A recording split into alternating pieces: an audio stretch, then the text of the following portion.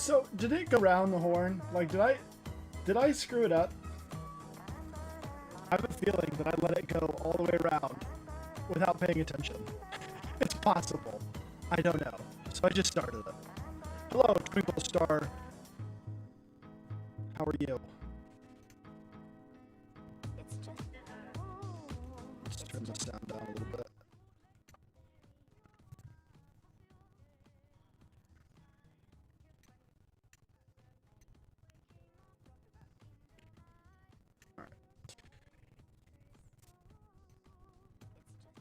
All right. Yeah, we're doing some drawing here. Should be fun. I think. I could be wrong.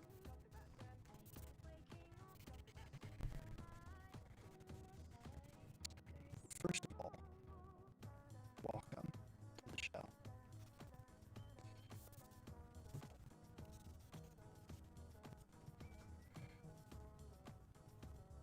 I know I could probably like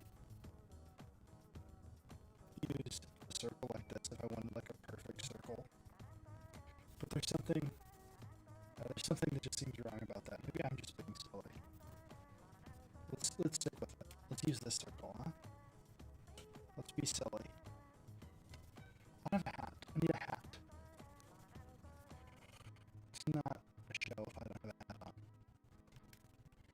Hello, Lady Vixen. Get that off my screen.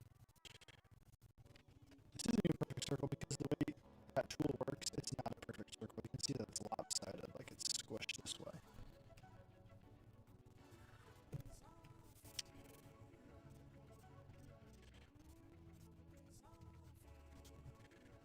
So, we're going to draw a face today.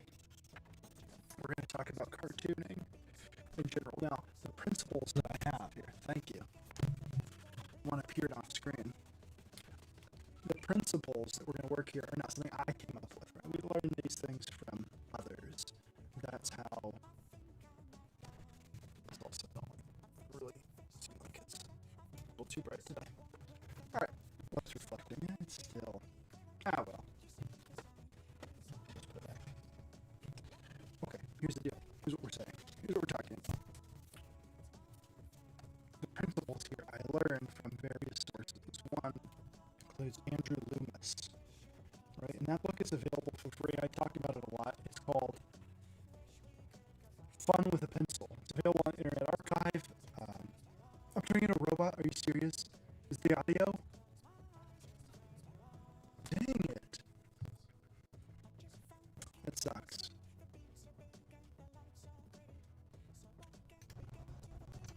Is that better? Does that work? Let me know. If that fixed it. It might be worse sounding. I don't know what the deal is. But was it seriously, was it like the audio sounded off? Stuttery and everything? Still mess up. Dang it, I hate the software, man. Oh, that's upsetting. Why is it doing this to me? What sucks is that it already sent out a notification for it. You know what I mean? So, nothing. It's the same as it's always been.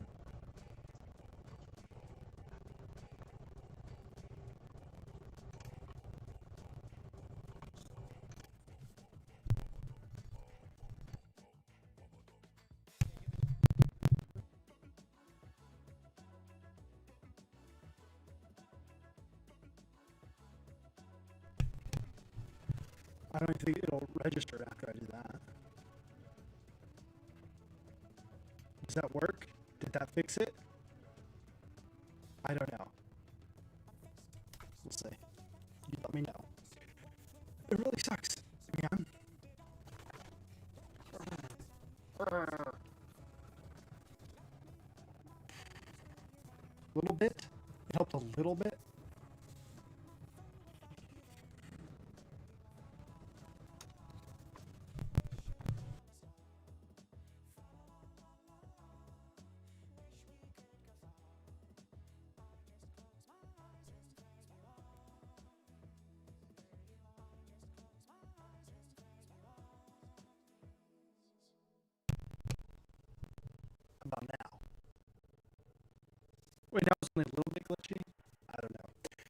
I gotta figure out a different way to like do the stream setup because this one is just, I don't know why it's doing this, but it is, and it sucks. It ruins the flow of the show. It makes it so that if someone would rewatch this at another time, they're less likely to, and you can't start the stream over. Still glitchy. Let me hear myself.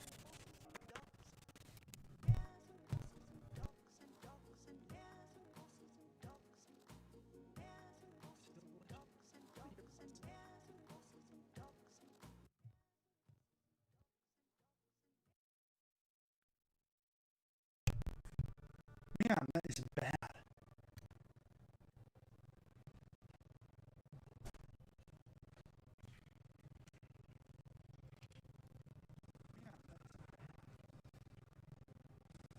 I don't know what it would be. Sometimes it works just fine.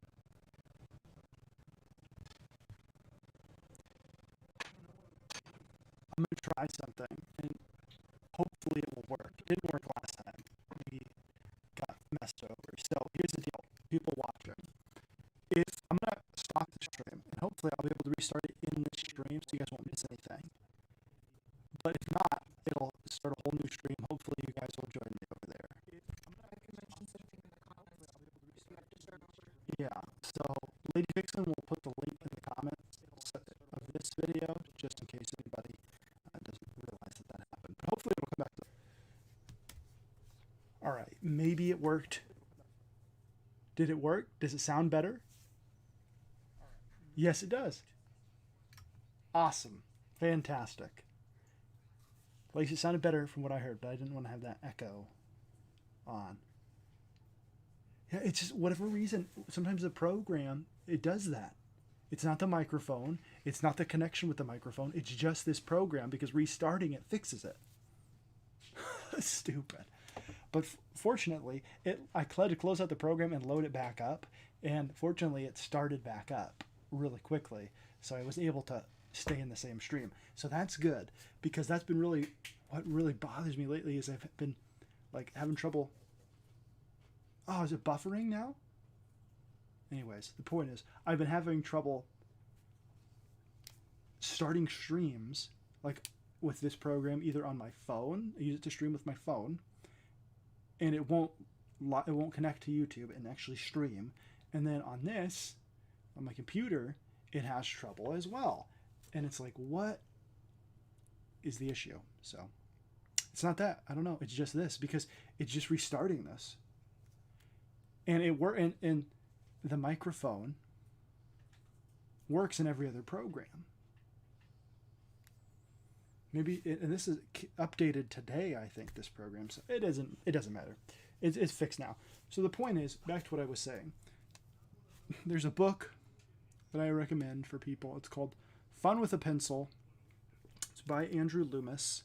And anybody that says I can't draw, like, oh, I'm not good at drawing, or like, oh, I couldn't learn. That's, I think, the best way to start is just like start with cartooning, because cartoons always look cool, right?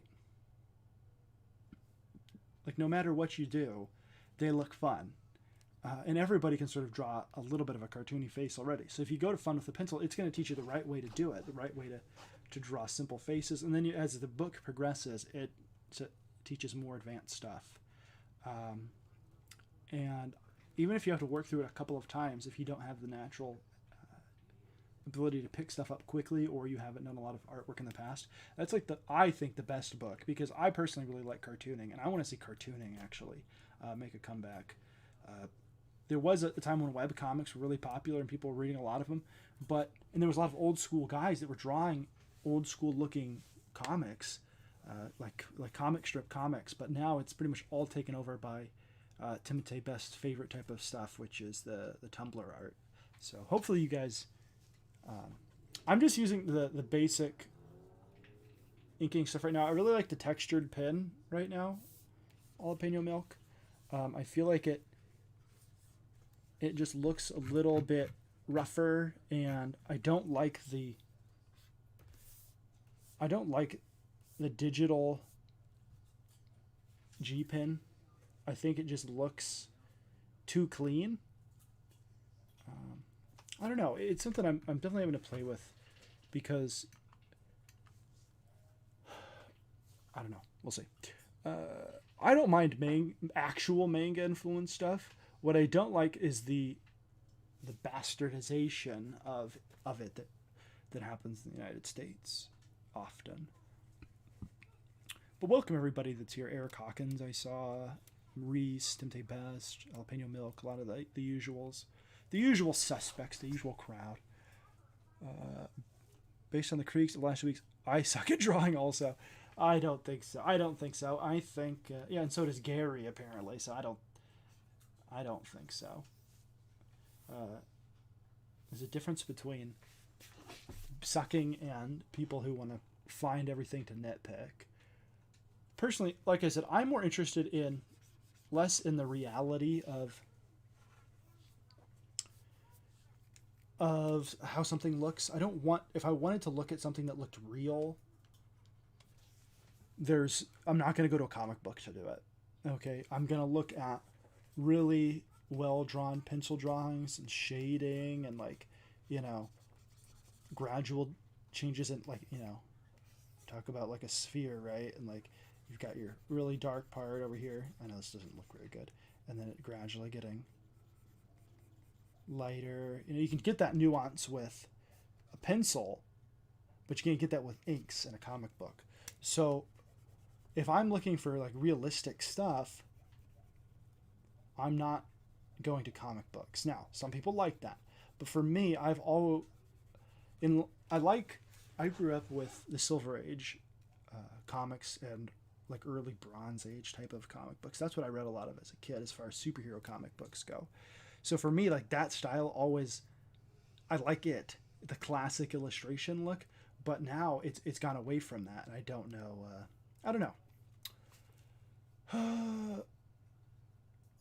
Yeah, Jalapeno Milk says, Eric Hawkins, your art sucks so bad I backed your book. Enjoyed it too. What a great time looking at art I had. Yeah, I think something to keep in mind is I think there's a visual interest that happens with cartoons, right? Something like that is more likely to be to gain someone's attention is not necessarily realistic unless it's super well rendered and just really, really good. Otherwise, it's just going to look like a lot of people's drawings. And that's the problem, I think, with a lot of superhero stuff, is people worry a lot about whether or not it looks highly rendered or realistic and not whether or not it looks cool. I don't know. It's all opinion anyways, though. Oh, welcome, Nigel. Your name is Slim Shady. All right. So here's what we're doing. We're building off of this idea of this circle, okay? If I just start with this circle, right, and I think about it as where these lines intersect here as about where the nose is going to be. Right now, sometimes we would say this is the eye line of the character, and we can indicate that too. But right now we're talking about cartooning. So if I was doing a regular Loomis face, which you'll learn if you get fun with a pencil. Again, it's available on Internet Archive. It's in the public domain. It's free. I highly recommend it. It's a valuable resource. The Ghostly Tales of Spencer Spook. That sounds amazing, Eric. I'm interested in that. So normally I would do something like this. I'd show a plane for the side of the head. I'd go over like this, and that's where the eye line is. And then I'd build the face down like this, and then I've got my head, right? And then the ear is about here, and then here's eyebrows, and there's eyes, and then the nose comes down like that. That'd be like a normal, more realistic, quote unquote, looking Loomis head. But we're not doing that today.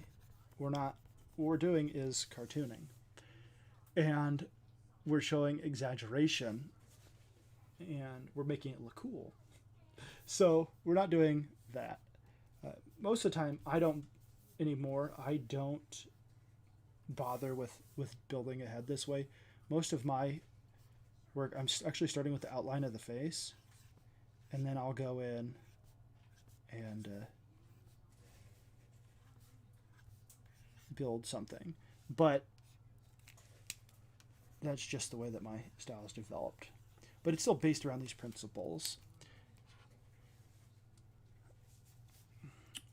The real Eminem died in 2004. The current is a corporate clone. Yeah. Yeah. All right. Let's. Oh man, I had music going. Do we need music? Let me know if you guys want music. All right. So this is where our roughly where our nose is going to be about. So if we're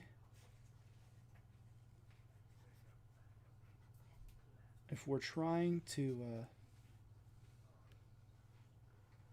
make something cartoony, we can be exaggerated with our forms, right? Like we're not thinking, oh well, in the normal face, the eye is usually like separated by the eyes are separated by an eye in the middle. You think that's not about this space right here is another eye. Well, we don't have to do that with a cartoon. We can put them really close, right? And that gives it a certain look. Or we could space them out and we could put them over here and that gives it another look. Obviously that looks kind of derpy, but you get the point.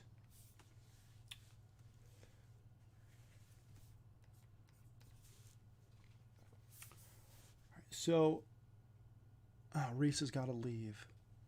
Oh no, somebody's leaving. Oh, bye Twinkle. Thanks for stopping in.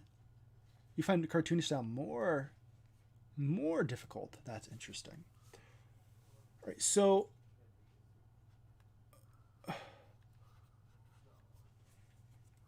then you can build on this. So we're building on this sphere, right? Where we think about this sphere as the front of the face. You can build like jowls, for instance. Like if you want the guy to be kind of, you give him jowls, and there's his chin, right? You build the face around the kind of character that you want to make. And then you could do like ears like this. And this is his forehead. So we'll give him big eyes. And that gives him a certain look. It's not what we're going to do today, though. And then the thing to consider is you can turn the circle. So like now we're drawing him straight on, but if we wanted to turn him, all we do is build that sphere like we did over here, showing this, and then we can build out his nose here and his mouth, and then we're showing the side of the face. So we're going to show more of the ear like this, and then his hair and all that stuff. So that's the basic principle behind it. But how do we make something look kind of cool, right? That's what it's all about, is whether or not it looks cool. So you think about a face, right? Like usually your cheekbones are going to come out further than your chin, and you're going to taper down to the bottom. Now some people have really big jaws. They have just an abnormal jaw that comes out like this. There's an actor, Robert something, I'm pretty sure he's dead, but he used to be in like old like C-list movies. Can't remember his name, but he had a jaw like that. And you'll see some of those and you could draw a character like that with a big jaw, and it would give him a certain look. But for the most part, people's jaws taper down, some more than others. So if we build a face thinking about that,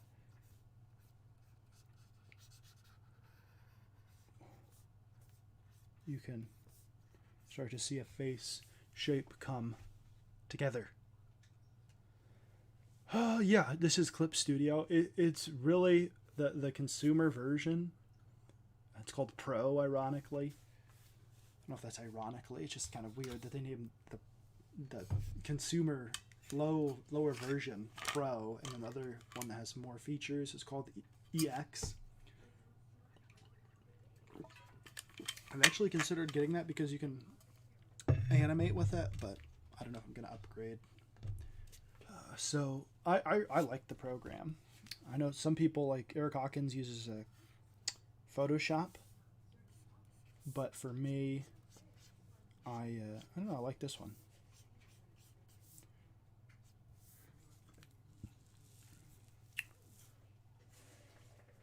Yeah, you turn that into a mouse and you got the brain. Exactly. So this is the principles, right? Because most of your cartoon characters that you're having are based on this idea, right? And then there you have certain elements like Dr. Scratch and Sniff, right? He's a circle and then he's got his chin coming off, but he's got a big head and then like a small tapered chin. There's also like Megamind from the DreamWorks movie Megamind is another example of this, like a big-headed character like this. It's good for villains.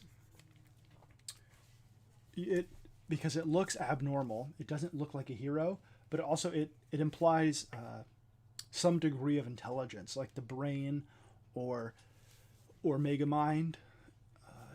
It implies that this is like a mastermind character. So like if you want a villain and you want a mastermind, this is a good shorthand, right? So you think about cartooning as symbology. We have symbols, right? This is something that's talked about in Understanding Comics by Scott McCloud. If I draw this and I write this, what is that? That's a stop sign, right? Go like that even more. You see, that's a stop sign. No, it's just something I drew on a page. But why does it represent a stop sign? Because we recognize it. This means stop. It's a universal sign. Plenty of places have that same design, right? Especially if I put red there, you'd know what that shape was supposed to be. The same thing goes for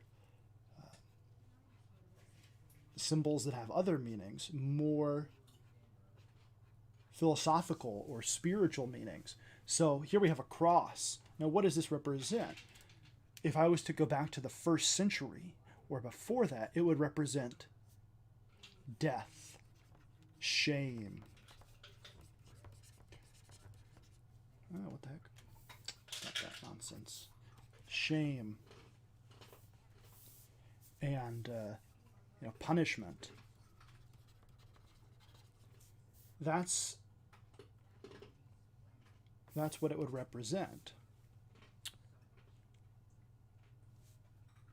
Now, today, what does it represent? It doesn't represent these things anymore, right? This represents mostly Christianity. Represents Jesus. Okay? Sacrifice. We could go on and list some of these ideas, right? Forgiveness, even for some people. Religion. Okay? So this is a symbol. Now, it doesn't just stop there with symbology in art. Okay, with this cartooning. Let's get an eraser. What am I doing? I'm trying to just go and erase this. All right, so it doesn't just stop there. But it also, there are certain symbols that we understand because they represent certain ideas. A big-headed person like this, right? This giant cranium here, it represents something. What it represents is an intelligent person. We think, oh, they've got a big brain. They're intelligent. It's just the way that it is. Now, why did that develop? I don't know, but we see it in popular culture and it develops. So that idea of the big-brained character is a type of the shorthand that comes with cartooning. And there we go. So that's character design. Let's see, how do we get on religion? Everything relates to religion, by the way. Everything I do is seen through the lens of Reformed Protestant Christianity.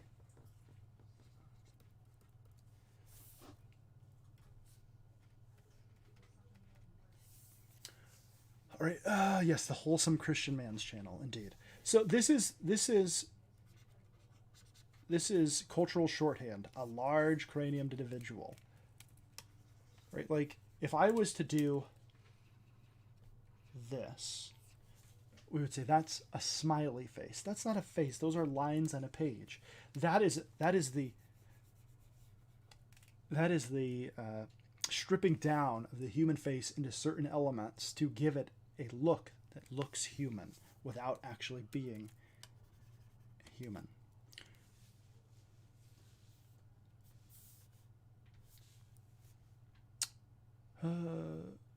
I don't think I've ever heard you swear in your channel, Nigel. Maybe I'm just not listening enough or close enough.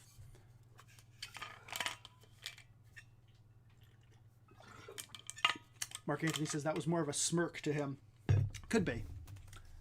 All right, so that's the idea behind cartooning. We're trying to, I think, this is my philosophy. Maybe I'm wrong. I'd like to draw arrows. But what I want is to do more with less. I think there is definitely a place for highly rendered artwork. I don't have anything against people that draw that way. Some of it is my favorite stuff I've seen. But there is something to be said with simplicity. The comics that I loved the most growing up were ones that had simple, classic-looking designs.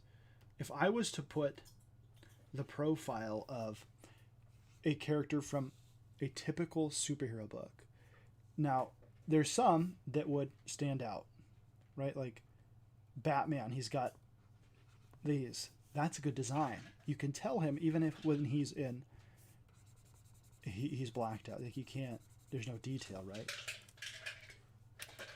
You would still be able to tell who that was just from his profile, just from a very simple image, a simple drawing of him.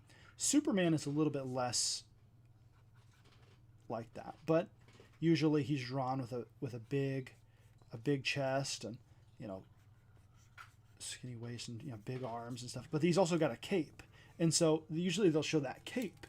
And a caped superhero without the cowl, without the bat ears, is Superman in our cultural consciousness.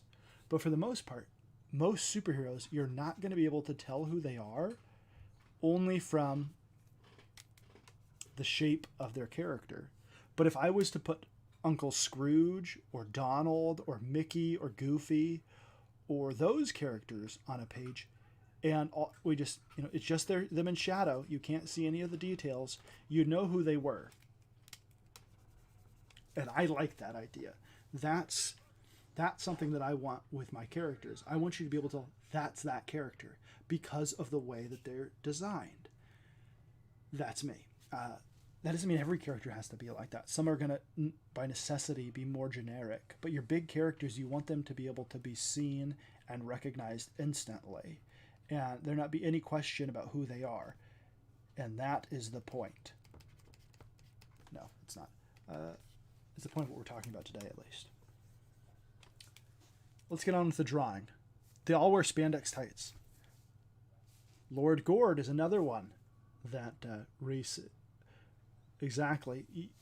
You know, a person with a pumpkin head, right? Like, obviously there's been more than my character I made with a pumpkin head, right? But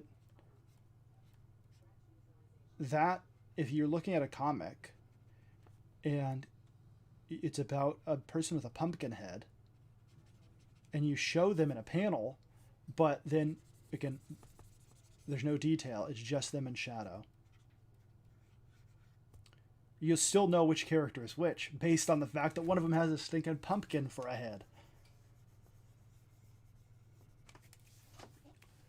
Yeah, not everything has to be like this, right? And it's not just the shape of the head that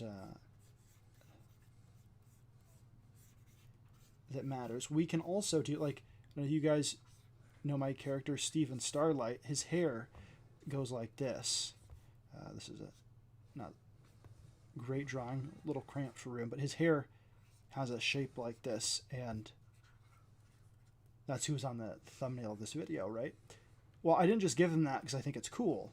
I gave it to him because if I look at a picture of, there's a nice derpy looking Steven Starlight for you, but if I look at a picture of Akira Toriyama's art, right, Dragon Ball Z, I can tell them by the hairstyle. Often I can tell which character it is based on how big their hair is, which way it points, who it is, right? Like Vegeta's hair is not the same as Goku's, who's not the same as Gohan, who's not the same as Trunks.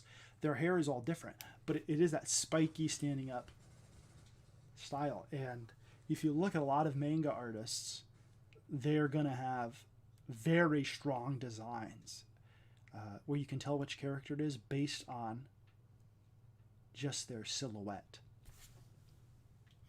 At least with that type of manga, not all of them. So we can do sort of wild hair, right? This is more like we kind of associate pointy hair with youth, sort of like a punk look. We could make him, if we were to do a mohawk on here, that would change the look of this character. He'd still have a giant head, but there'd be something else about him interesting. So let's not give this guy pointy hair. Boop, boop, boop. Let's give him more of a buzz cut, right? Like straight over, something like that.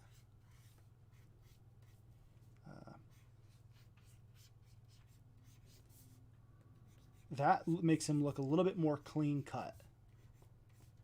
But it's still interesting because we still have this bit up here. Now, Mr. T, right? A bowl cut. A bowl cut is another one. Because it's such a distinct hairstyle, okay, if you were to give a character that design, right, that's not the greatest bowl cut, but we'll try our best. Their ears are going to look that, and it looks like a bowl on top of their head. It's going to give them a certain idea. I don't know if you guys are, how much of you guys read manga, but in One Piece, there's a character called Helmappo, and he has a bowl cut. Now, if you see that character in silhouette, even though he's got a skinny body like most of the a lot of the characters in the show, you know which character it is based on that haircut. Guy Gardner, I hate the bowl cut for Guy Gardner, but yes, that's another character with a bowl cut. It gives them a distinct look and identity that you can, just based on the look, on that silhouette, you can tell which character it is. Now, another thing we're thinking about here is exaggeration, right? So this is a cartoon. We're not trying to be realistic here. So then what do? We give him ears. Now we have a lot of options here. We can give him like big Dumbo ears, you know, like ginormous, but that doesn't look very good. We want to accentuate this forehead, the idea that this guy is smart. He's got a big old head. And there's lots of information in there. And he doesn't need ears to listen. He needs a head to fill with information. So we'll actually give him smaller ears down by where his eyes are. Okay, he doesn't need those ears to necessarily stand out. But that is an element that you could design a character around, right? If I draw two baby elephants, but one of them, you know, there's an elephant. I'm not good at elephants, right? But one has ears that drop down to the bottom. And you'd be like, oh, Dumbo. The same is with these characters. If I give him, like, distinct lobes and everything like that, makes it a little bit different and makes him stand out. But ears are basically there so that the character doesn't look off when it comes to cartooning. Some people don't even draw ears, and whenever I notice it, it really throws me off. Kid Gohan with the bowl cut. That or Trunks. I don't really think like young Trunks, he has a bowl cut, right? But Shul, go to Shul. I already mentioned Megamind. But older Trunks, I wouldn't call that a bowl cut. You know, future Trunks. Yeah, so we have little ears, right? We don't need to go crazy with the ears, I don't think. Then we want to give him a look, right? So this makes it look like I put the eye there when it was just a guide. In fact, let's just erase these lines altogether. We know where we're going to put the eyes. We don't need it anymore. So we could do all different kinds of eyes. Now, a lot of you guys know I draw my eyes pretty simple. Some of you like it, some of you don't. That's fine. It is what it is. It's something that I have learned to like from looking at people like C.C. Beck, who drew Captain Marvel, really designed that look. That's primarily where I got it, and then later I saw Hergé Tintin stuff. And yeah, see, I knew when I said I know people didn't like it, I was talking about jalapeno milk. I know he didn't like it. That's the way I like it. I don't mind the Bruce Timm look, which is basically based along the same principles, but instead of just having the circles, you have this isn't their eyebrow. This is imagine their eye being like this, but we're not showing the bottom of it. We're just showing the top of it, and then he would go in with like, big eyebrows. And that would be like a Bruce Timm look. So those are the ideas, but we're not going to draw that today. We're not going to use those eyes. We're going to try something else. We're going to try to give him big, expressive eyes. And it may or may not work. Right? But if we think about, this is his eyebrow, and we want his eyebrow to be going up like he's looking over at something. Now he needs a big eye to match this.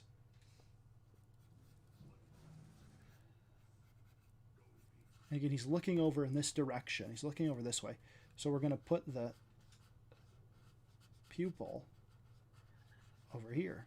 All right, and now he's looking this way. All right, but we don't want to just mirror it over here and then like he's looking over here, because that could look cool.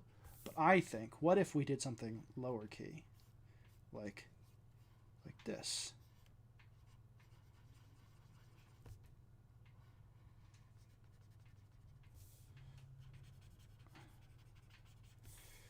Right? This asymmetry. Okay? Why does Doug TenNapel draw his characters with these asymmetrical eyes? Because that's what... Right? That's a terrible rendition. But it gives it a different look. And I think he might actually have the bigger one on the inside and the smaller one on the outside. But that's fine.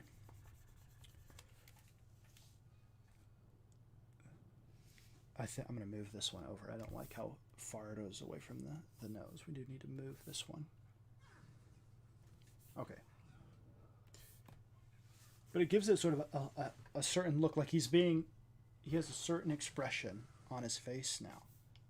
And that is cartooning. Okay? It gives it makes it visually interesting. Right? Not everything needs to be perfect in order for it to look cool. It just has to be fun. I think visual interest is what gets me.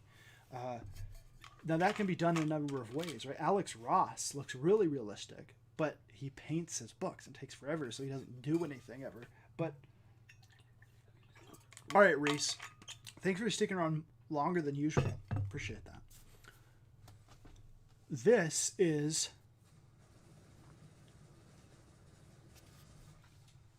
interesting to me. There's a lot of ways to develop visual interest, but when you get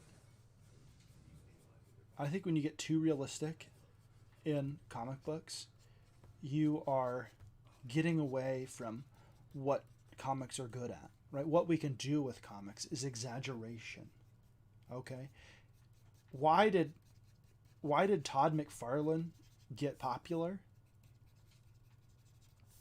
Todd McFarlane didn't get popular because he was super realistic. Okay? He got popular because he started to twist Spider-Man around, right? Like he put his legs, so we think about like normal Spider-Man pose, right? Would be like this, the typical Marvel pose with like power base, power stance here.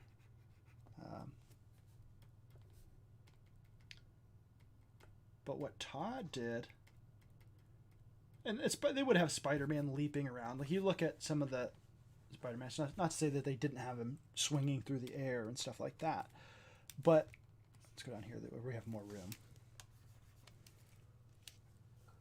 All right, Todd would have him like with these just really exaggerated poses, like somehow he's got, and I'm not even doing it justice, right? But he's got like these crazy legs where like, here's his arm coming down like this, and then he's got this leg like coming to like this, and he had these really crazy poses that just showed off what was cool about it, and it looked different. It gave it another dynamic look. He's shooting his spaghetti webbing with all that, and he made it look different. And the good thing about Todd was he was able to do that relatively regularly. Okay? Same with people like to make fun of, who I don't necessarily like all of his art, but I admire him for being able to be different, was Rob Liefeld. Okay? With Rob, his was more exaggeration in terms of like musculature, and you often see characters with like super long legs, but I mean, this isn't exactly, but like he'd have these characters, and then they'd have pouches everywhere and like ginormous guns that were super unrealistic, all that stuff. And then of course they'd have like cybernetic eyes, but it looked different, it looked cool. I don't think art always has to be that way. Right? I really like Aaron Lopresti, and I've liked him for a number of years. I remember when I picked up, during the New 52, I picked up the Justice League International book, and I absolutely loved it because I felt like it was hearkening back to those days of the Silver Age and that house style and like the mastery of like good illustration. And I think Aaron exemplifies that. And when I asked him about that book, and he said that what they were trying to do was evoke the Silver Age, and it worked for me at least. So it's not to say like I don't like that style always, but for me, like I grew up reading Disney comics and Archie and the Sunday strips and the comic strips in the newspaper. Those are the comics that I read because that's what was in the library, and then later Silver Age and Bronze Age stuff. So for me, that is that's what I like.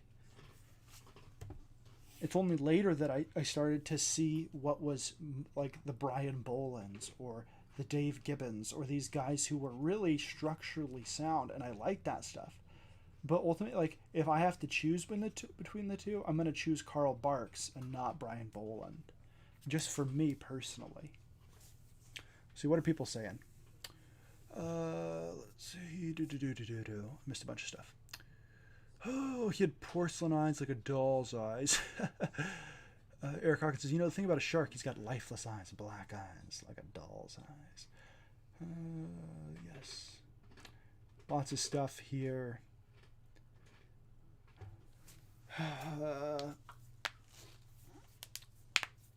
Eric Hawkins says, that is where he thinks I'm guessing Mike Miller is wrong. Nothing is perfect. I often leave minor mistakes just because. Eric also says, Liefeld drew about 1,000 teeth in everyone's mouth. And people bought those, snapped those comics up. They snatched them up, man. They couldn't get enough of them. And even now, Rob's comics will still be purchased, and they'll still sell. People will still go to them because they have those fond memories of what those books did for them at the time. It doesn't mean that the art necessarily holds up, but I've noticed like a lot of the criticism I think is unfounded. I remember there's criticism of his action in some of his drawings. I don't know if you guys have ever watched Linkara, his videos, Top of the Fourth Wall. But I remember he used to bag on, he probably did, I haven't watched him in years and years. Basically, I used to do videos back in the day for when I started, I wasn't on the website or anything, but in the forums on Channel Awesome, that guy with the glasses.com. And I used to watch a lot of those videos, but when that kind of dissipated back in the day and the forums went away, I stopped watching most people. But one of the panels I remember he criticized, I didn't look at it at the time very closely, but I just was like, Rob Liefeld, blah. And I sort of went along with the idea. And then I was looking at it later on, and I thought, oh, he's got it totally messed up. Like, he thinks he's kicked the guy, but he punched him up like this, and his legs are back. And it was like, you totally missed what he was going for with the panel, and it wasn't that hard to read. It was just a mistake on his part. Now, that might not have been the clearest drawing, but it was criticism for the sake of just criticizing Rob Liefeld, because that was the cool thing on the internet at the time.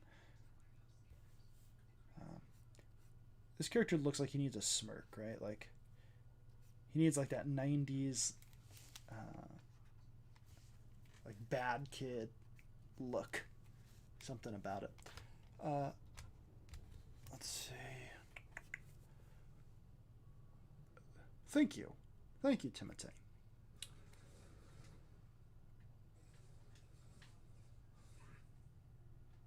We could do all kinds of different eyes, right? Like, if we still wanted like big eyebrows like this,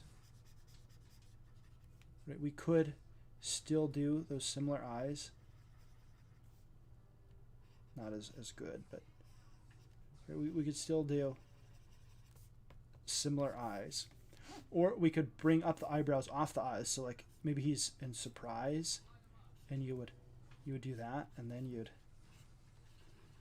go like, oh man, and that sort of indicates that he's shocked. Like, what's over... Again, these aren't the greatest, but I'm drawing down here at the bottom of my tablet. It feels cramped.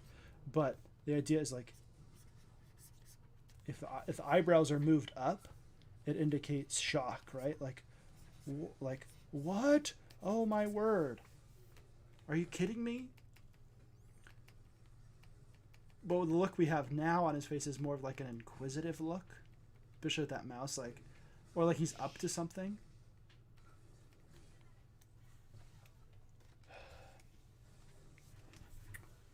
Let's see what else people saying. Now, there is something to be said. Like, I don't think Mike is wrong when he says people need to learn anatomy. I think he goes a little overboard with it. But for the most part, I agree. Like, people should practice. They should draw from life. They should do all of those things that get them to be a good artist. But I don't think that's what you should bring to comic books. Ultimately, that's my opinion. We all are entitled to our opinions. This ear needs to be more uniform with the other one. But yeah, that's my opinion. Jalapeno Milk looks at 90s comics and wants to stop drawing. Can you elaborate on that? What you mean by that? Jalapeno Milk, I'm interested to know more specifically what it is about that art. Welcome, Gary Shipman, a great artist. And Gary is someone that I think exemplifies this. Like, Gary can draw very realistically, and he has worked hard to be a great, fine artist. And I don't know what I'm drawing here. Something more abstract, I guess. But if we do a mouth here, and a nose, and then some hair, it looks like a person. But Gary can draw that, and then but his style that he goes with is often very cartoony and exaggerated, and it looks different. It stands out. Gary's one of my favorite cartoonists right now, especially of people producing stuff now, right? Like Carl Barks is dead. I can't get any new C.C. Beck stuff, so that's what I'd look for in stuff. I like story, but as far as art goes, I'm going to gravitate more towards exaggeration. And when we have a strong design element, right? Those characters can be told from their profile alone. That's going to stand out more than a more realistic character. Okay, if it has a good costume, that's when you have to bring in color and stuff like that to make up for the fact that you don't have striking images like this. And with Gary, you don't get that because Gary is drawing in black and white and his cartooning holds up. It doesn't need color to stand out or to fix some of those things to make it look good. Like a good costumes and stuff can help as well. But for the most part, I think like making a character stand out visually so that just from their silhouette you could tell who they are is a very important feature of cartooning. If I was to go through right now and attempt to draw some of the classic, as I get way too close to the camera and the light in it, the light blows me out here. This is going to be really terrible, but you're going to hopefully get the idea of the character I'm drawing. Okay, obviously I'll never be able to capture this person's inks, but hopefully something of it will. And this is looking already terrible. You may not be able to tell who it is just because I am terrible, not because their design is terrible. But if I was to just do something simple like this and be good at what I was doing and not terrible, we might be able to tell what character this is supposed to be. This is the first time I've ever drawn this character, by the way. So I think I should get some props for that at least, right? Like, all right, so it's supposed to be Calvin, right? But if I was good and I drew it just from the profile, the silhouette, you would be able to know who this was because of the design. The same goes for Garfield. The same goes for cartoonists. Probably not the best attempt at Calvin, but it was a noble. Yeah, Lady Vixen says Calvin. I think so. That's something I've been thinking about a lot, and it's something I have thought about in my design. So you'll see certain visual elements. If you guys saw the image that Gary inked, of Stephen Starlight, you saw Stephen Starlight, and he has his hair is a certain way, and is so that that hair is so that you can tell who he is. Even if I draw him poorly, you still know who the character is. The same goes for the female character, Bellanova. She has the antenna on her head because then that's who it is. And other characters aren't necessarily going to look like that. Now, if she goes to her home planet, then she's not going to stand out as much. But hopefully we won't do that, and I won't have to ruin my design. Let's see what people are saying here. Tim Tay Best says, I want to see this guy be a big obstacle to the main protagonist. Talking about the character we've designed here, that guy needs to be a character like some intelligent mob boss with a Xanatos gambit. Yeah, I really like this idea too. This look. And this is you can do all kinds of things with this guy, right? Like because of his design, he can be outrageous and he can be bombastic, and it's cartoons, it's comics. It doesn't have to be realistic. In our storytelling or in our artwork, we can exaggerate, and that's cool. Yeah, thank you, Lady Vixen. It wasn't the best Calvin, okay, but I think it was recognizably Calvin, maybe. But you get my point. My point is, if you draw those characters, you'll be able to recognize them. Now, Superman is recognizable because of his costume, right? He's got a cape. He's got the S.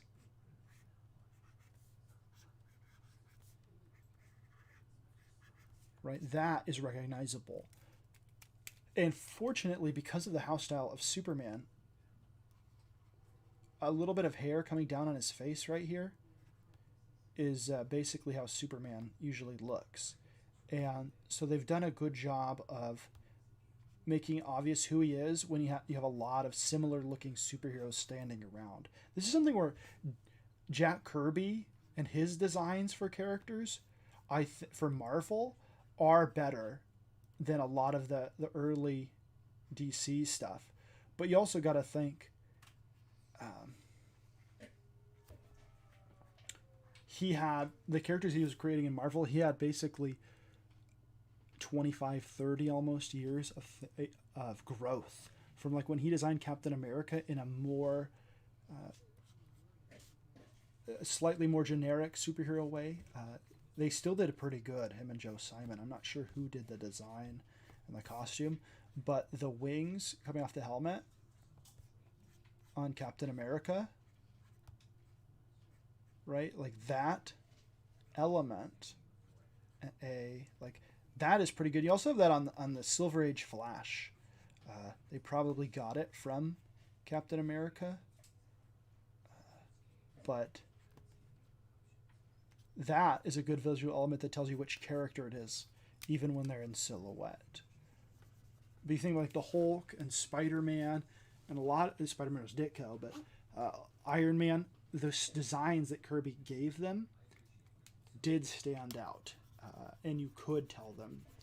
So I think that's something he did very well.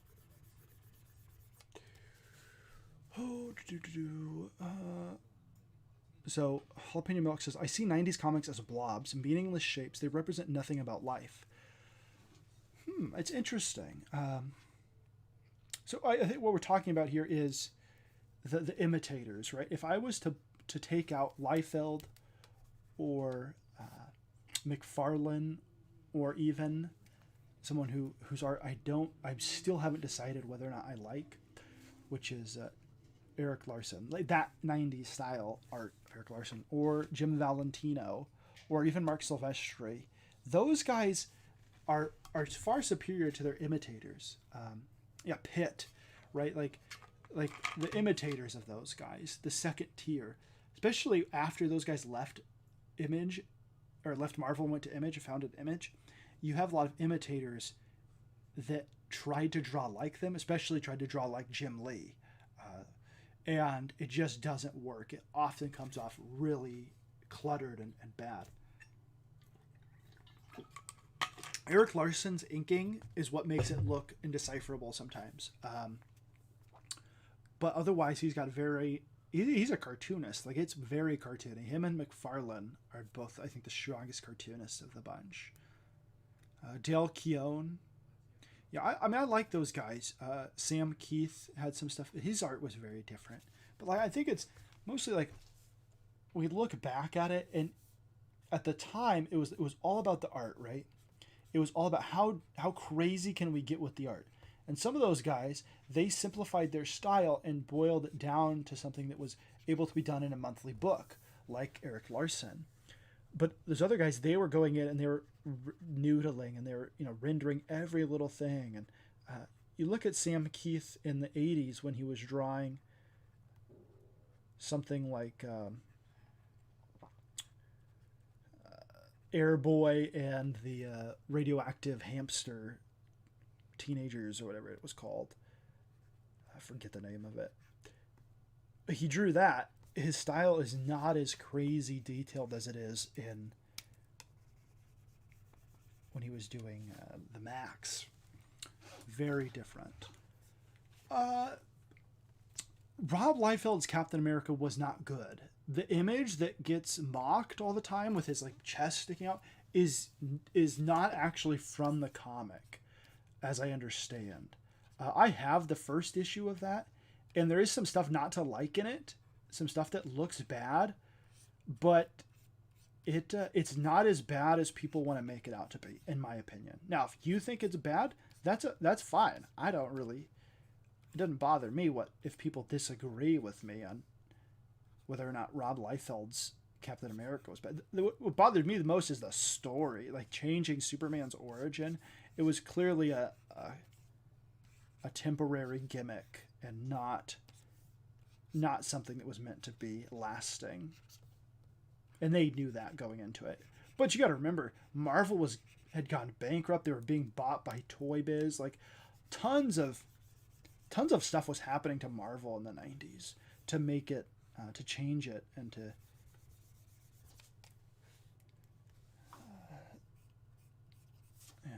so they had to try something.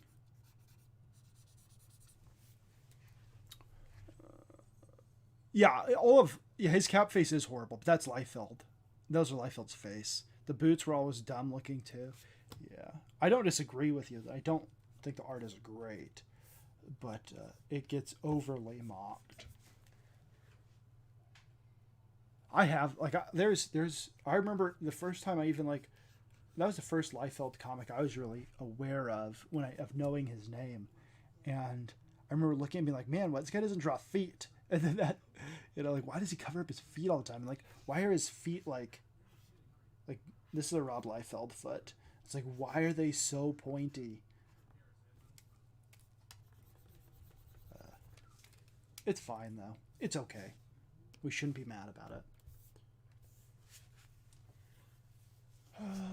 Chest cap wasn't even the worst thing Liefeld ever drew. I'm not saying Rob Liefeld was great. I think he gets a bad rap. I also think he let his work. I don't think he improved. Jim Lee improved. Jim Lee, although lately I think he's not been doing as well as he did back then. I think his work on Hush and Justice League from the New 52, I think that shows his maturity as an artist. His Suicide Squad stuff he did after that was, when the movie was coming out, was not good, in my opinion. But who am I to say? Who am I to criticize? Oh, his Snake Eyes thing is pretty fantastic. That's cool to hear. I'm glad to hear that, actually.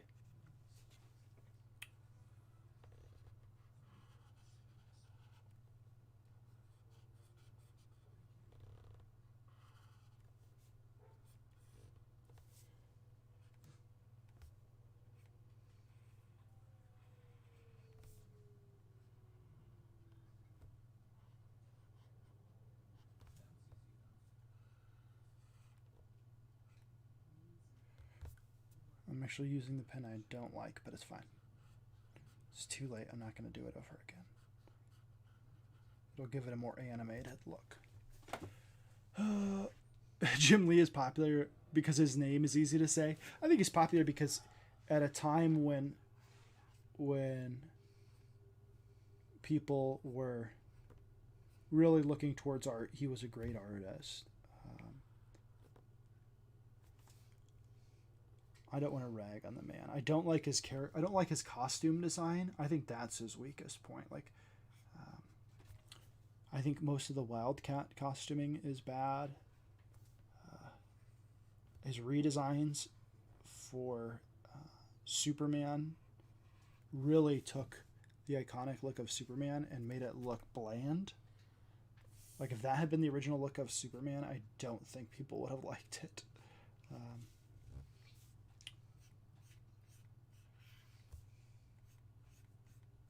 But that's a personal preference thing, I feel like. I personally don't care for it. Oh, he's good. Just everyone's favorite artist because they never saw Mike Miller. True. Fact. Here's the thing. I have actually read Mike's first Marvel work, which was Cable number 12. And the thing that I like about Mike's art the most in that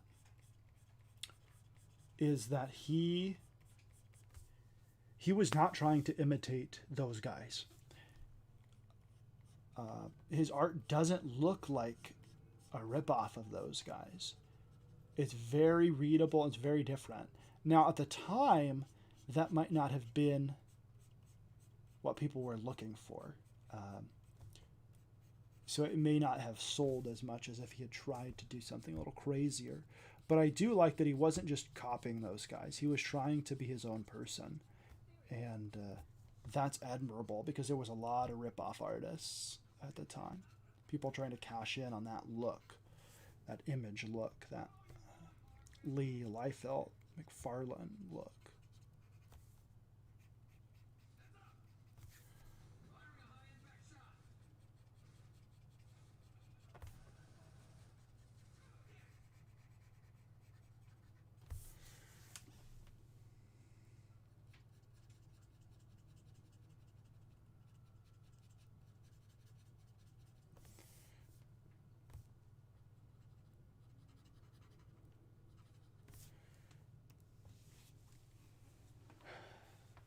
So there's our character. think his mouth needs something extra. I don't know what. What if we gave him a little...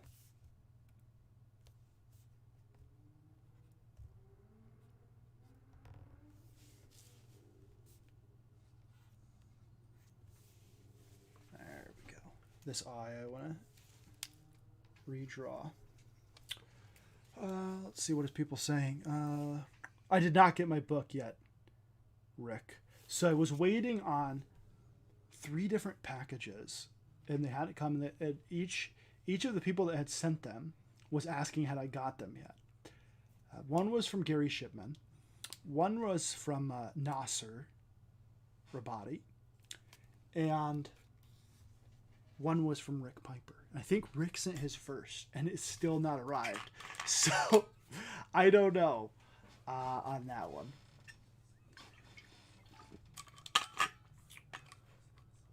Let's see. Eric says Lee was the first artist I met who loved my art and told me to work on the sequential. Wow, cool. As Silvestri kept looking over his shoulder at my stuff. That's cool, man. Well, that's a cool story, dude. Well, that must have been something, especially at the time. Those guys were huge.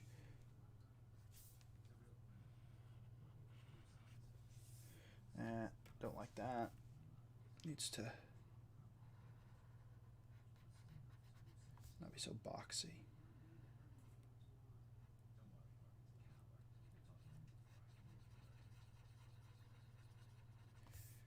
I like that better. Right, so here we've got a character. Right, this guy, he could, like Timothy Best said earlier, this is a character who could very easily be a mob boss. He looks like he's in charge because he has this giant cranium. He looks smarter. We talked earlier about the brain and Megamind and all of those characters. But that's the idea of what I think when I think about art. And it doesn't mean I can do this quite like I'd want to completely. But this is what I think of when I think about what I want to do. I want to be a cartoonist. I think of myself as a cartoonist, and that's the kind of stories and things I want to tell. So now, it's not to say there are some like the cowboy stuff, right? That's something where, like, if you've seen some of the cowboy stuff I've drawn, that's something I reference a lot. Use like exact reference for that, right? Because I want it to look real. A cowboy thing, to me, growing up in the Southwest, watching a ton of cowboy films growing up, there's something to me that is real about that. It has to be real for me. It has to look real. Now, there'll be stylistic things, like the Bruce Timm eye would be more what I would do for that. Obviously not those faces. But I'd still use that shorthand, I think. But I'm liking how that's starting to develop and look. But everything else, I think, is going to still be cartoony. Because I just don't have as much interest in everything else. What we could, if he was older, right? We could give him lines like indicate his age here, right? And then if he's really old, you would do something different. But you could put like liver spots on his head, and even that starts to indicate like age lines, right? We could put like wrinkles under his eyes, and then now he seems kind of older. Like, yeah, he's got a little some age on him.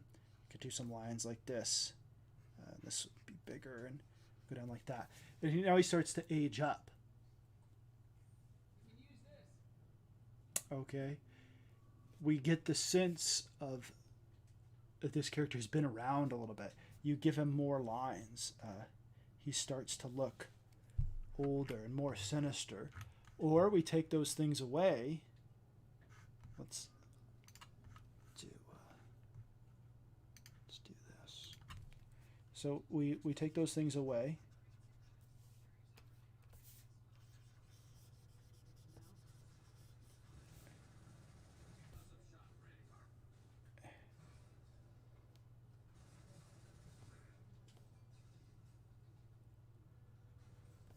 And he's back to being youthful with just a big head. Would I sleep on the same pillow for 11 years? I probably did before I was married to Lady Vixen. I washed the pillowcase, but I don't know. I know Lady Vixen buys new pillows every once in a while when the old ones get busted up, and then we rotate those ones out for like the older ones out for the guest bed type stuff. Am I right in that? Yes. I'm correct in that. Yes, Jeff Potts, exactly. Criminal mastermind. There we go. I don't know how long Jeff has been with us, but there's the cultural there's the shorthand, everybody. There's the shorthand. This is what I'm talking about. This indicates someone who's bad.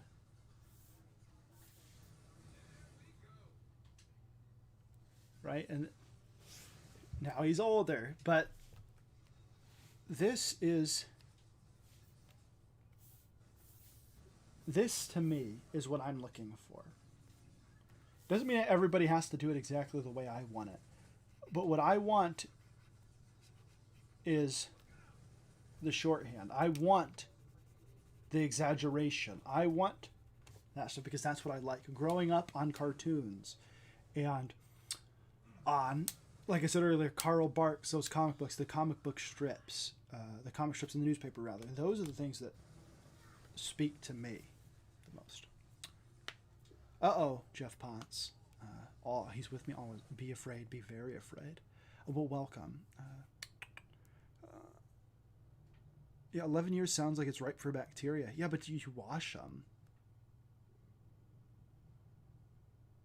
Pillows do get super dented and stained from all the oils. That's true. But, yeah, you can wash pillows, man. And pillowcases and stuff. Put them in the washing machine.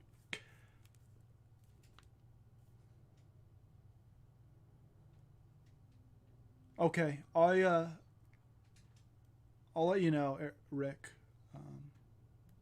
after the, maybe try to remind me. If you send me a DM on Twitter, that's the best way to remind me, because I might forget. Right, yeah, if he had squinty eyes, he would sort of look like the little mobster from Bugs Bunny. That's exactly, that's what a lot of this stuff comes from, is the things that are developed in the 20th century. So you have those artists like Chuck Jones who develop a lot of this look, and it gets passed on through artwork. So let's see here, Chuck Jones mobster. I don't know if you designed that, right? Could have been like Fritz Freeling or something. Let's see, Looney Tunes mobster.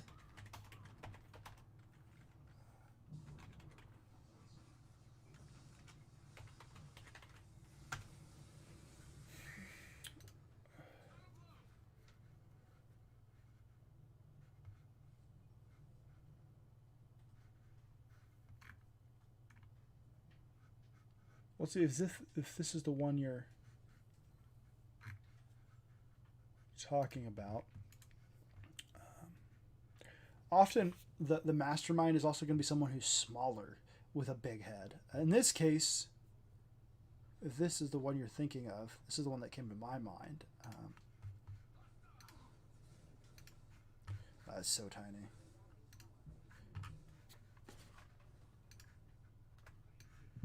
Is this guy. You have the large hat here, which indicates a big head. But that's another way to do it. He seems like a leader. He's smaller, sort of a Napoleon complex idea. But those are the things you see in cartoons. This is very based on the idea of what those people did. I don't like this line. How did I screw that line up so bad? It doesn't matter. But again, this is all stuff that is, this type of stuff is covered in Andrew Loomis's Fun with a Pencil. And I think if people learn this type of cartooning, they can make their own book. This is, like, I don't think, yeah, all short people are evil because of Napoleon. and they're all they have that Napoleon complex, right? They have like big egos, but they're self-conscious about their height and all that stuff because of cartoons and comics and everything. But I think it is good for people to learn anatomy and to learn structure. I think that an artist should do that stuff as well, to have a good grasp of it.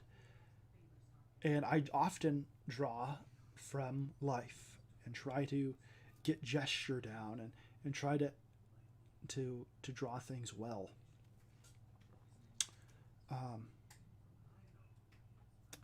Yeah, but you had an idea of what he looked like, Eric.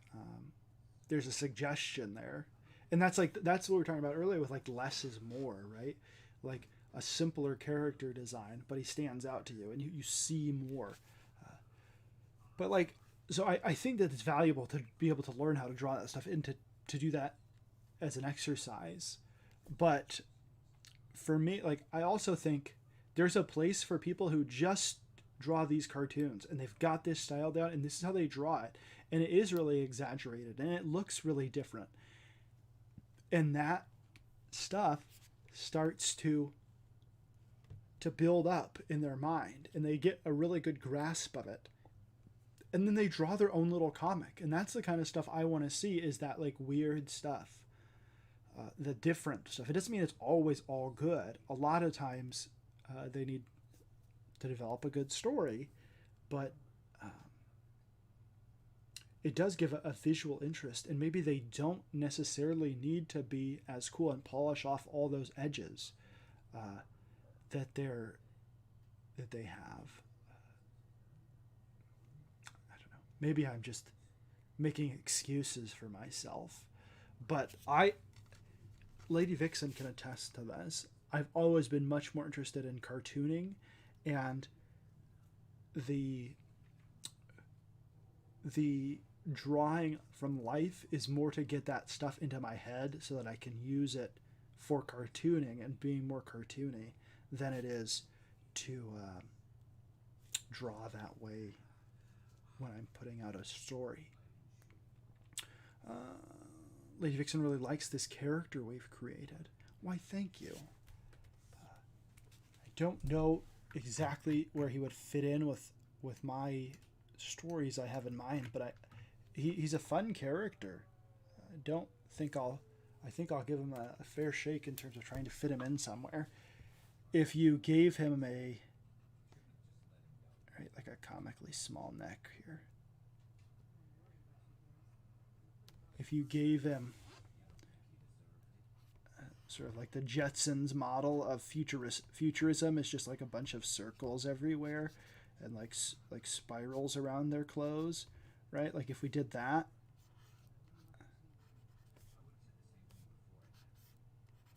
I know this is terrible, but I'm just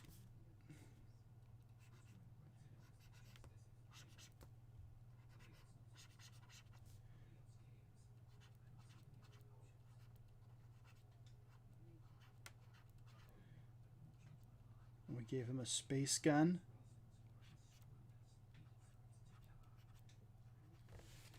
He could be sort of a mobster character. It might be kind of fun to put him in Stephen Starlight. You know, you give him a spacey look, and he's like a little space mobster. That could be kind of fun. I'd want to figure out a really cool looking design for his outfit, though, for his costume.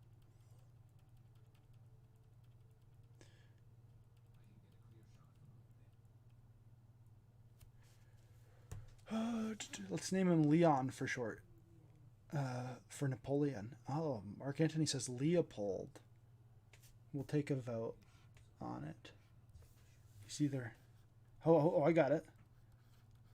Leon Leopold the Third. There you go. Leopold Solarium. I think you need a third liver spot there. Oh, it's a space comet. He's a space character for Stephen Starlight. So let's give this like a ring around it, like his liver spot has a ring around it like a planet.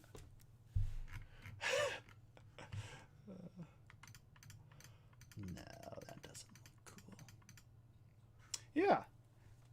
You could do. You can also do like if you want him to look bald, like if you do it like this, he doesn't necessarily look like he's balding. Okay, this is another thing. That's a Frank or a Freddy. You think so? I don't know. I guess we'll have to wait and find out what I name him. But if you want to make it look like he's balding, that's when you bring in a little bit of shine off his pate here, off his head. That indicates that he's balding because that's what we've been taught in comic books. But if I don't do that, then it just looks like he has a big forehead with lots of hair.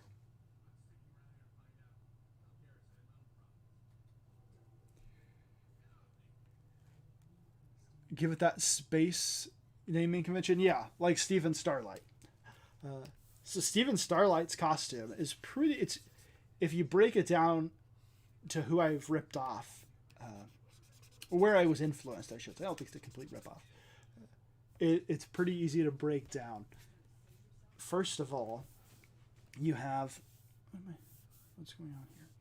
You have his jacket, which is very much based on that type of like aviator jacket, like the Rocketeer wears, and then the colors are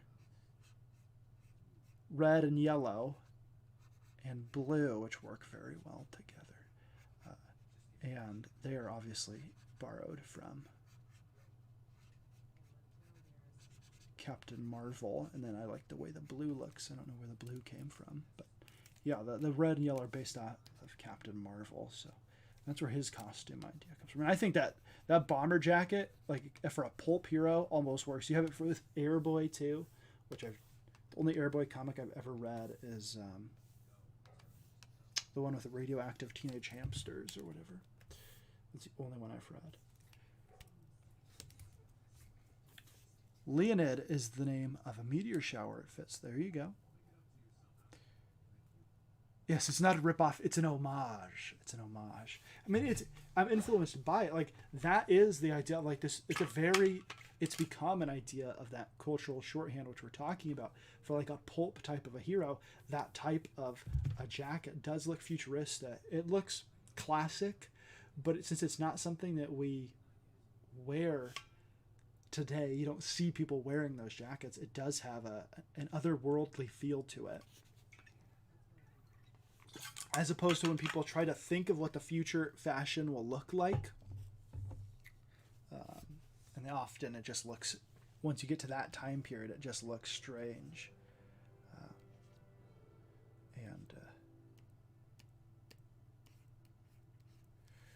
Yeah, this is the idea of like what I'm trying to do is I want there to be a sense of cartooning to my work. I want it to be fun. Now that doesn't mean there can't be more serious stuff. And I think if you had, what I don't want to do is have characters like this and have them spouting off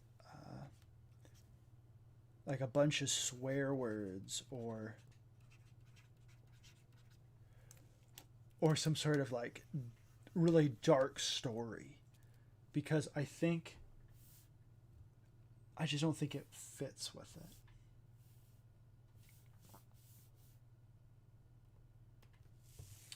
Yeah. What do you guys think? What would you like to see me talk about on one of these videos in the future? What's all this then, General Grudge? This is a character we developed. He's a bad guy. He's like a space mobster. I was actually thinking about General Grudge during the show today. General Grudge has a very distinct look to his artwork. As he's, like me, he's trying to improve and he's trying to get better and he's working on comics. And there is something that, like, all of his art has a very... It has this quality to it. And if he was to just become some sort of, like, hyper-realistic artist, it would lose some of that quality, I think. Unless that's his distinct trash, he says. No, I disagree. I genuinely disagree. It's not me being nice. There's something to it. There's like this. It's like the way he inks and like the way he like the lines he uses and everything. It does have a very interesting look. It's idiosyncratic, and that makes it stand out from something that's just supposed to be really cool. Mark Anthony says, no, it's 2020. He's just misunderstood, and he will be magically redeemed in the end. I like redemption arcs, but I don't. This guy will probably not have one. I don't think. I think he's going to stay bad. I have been looking for some new villains because I have for Steven Starlight, I have an overarching villain for the first arc, but he is beyond that. I have not developed other adventures yet, but I think that obviously I want to tell more stories with Steven Starlight, so I'll need more than just the first arc.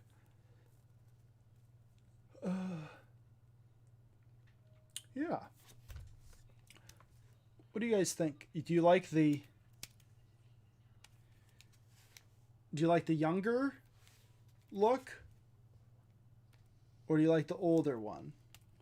I think the older one.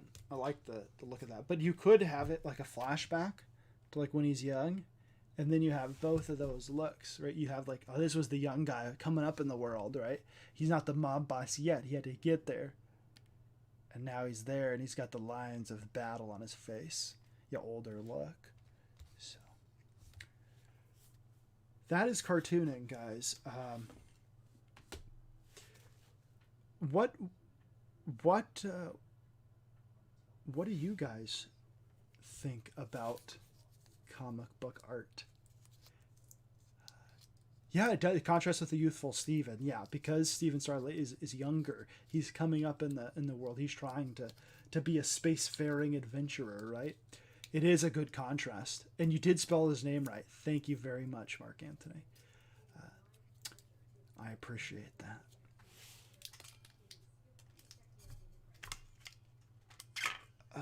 Yeah, that is a good point. It does sort of contrast. Like this guy is worldly, and he does have a lot of guile and street smarts and all of those things that Steven Starlight has yet to acquire. So that's actually a pretty cool idea. And Steven Starlight has a rival I've developed.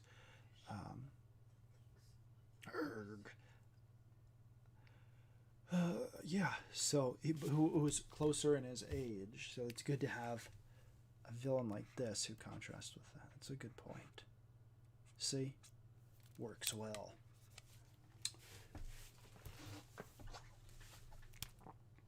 Yeah, I think there's room for all kinds of different types of art in terms of comic books. I personally gravitate more towards this type of thing, but it doesn't mean that I'm not going to buy something that looks a little bit more realistic, quote unquote.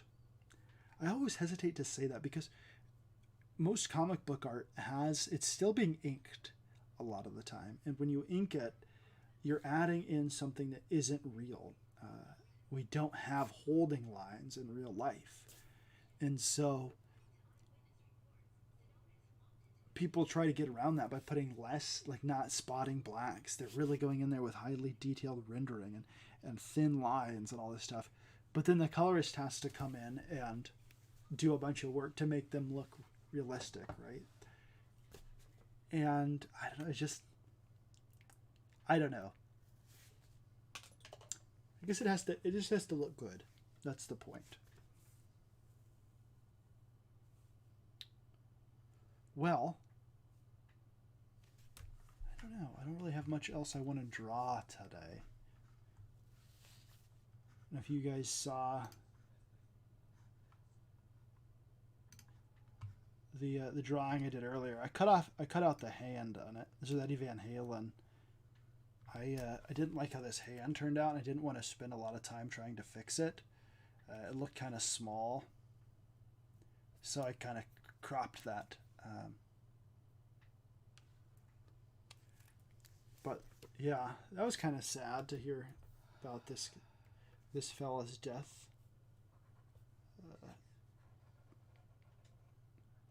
I didn't see a lot of 2020 strikes again tweets though. I figured I would. But since I was already doing Inktober about rock stars, I figured it would be appropriate to do this today.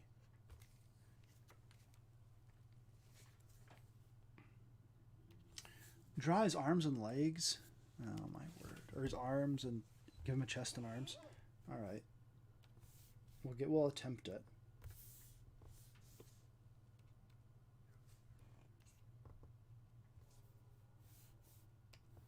What happened? What did that? Oh, that's why.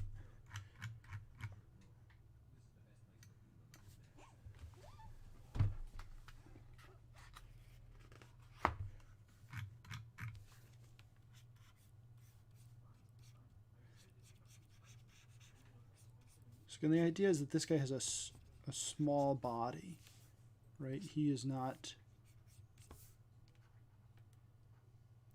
a big muscle guy. This is a brainiac. This is a brains guy here, not a bronze guy. So we want him to have a smaller body.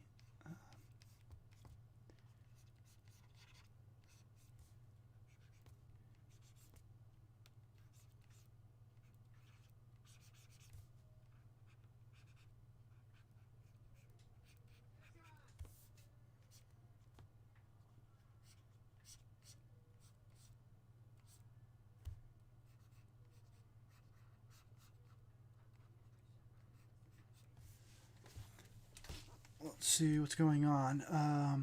Jalapeno Milk says, I was in public waiting on my car, drying my tears off. Yeah. I didn't even know he was sick. I don't know if that was a common thing. I hadn't read about that or heard about that. So that was kind of the thing. Was I think a lot of people were sort of just like, what? He had cancer? And they didn't, they weren't aware of that.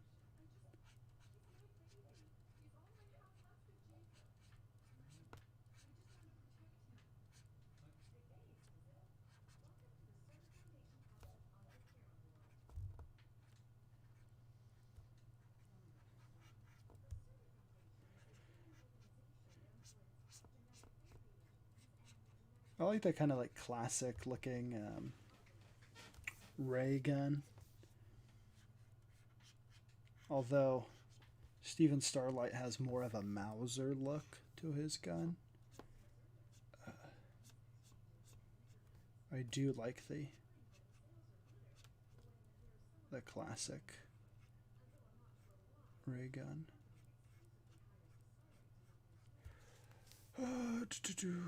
I am drawing on a Wacom Cintiq.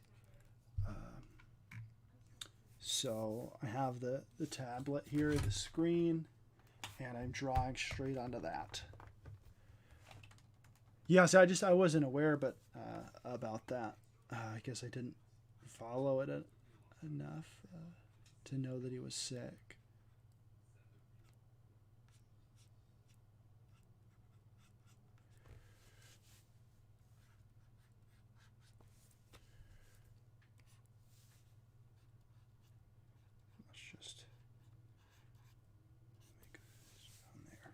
All right, so then we start to flesh out his body, okay?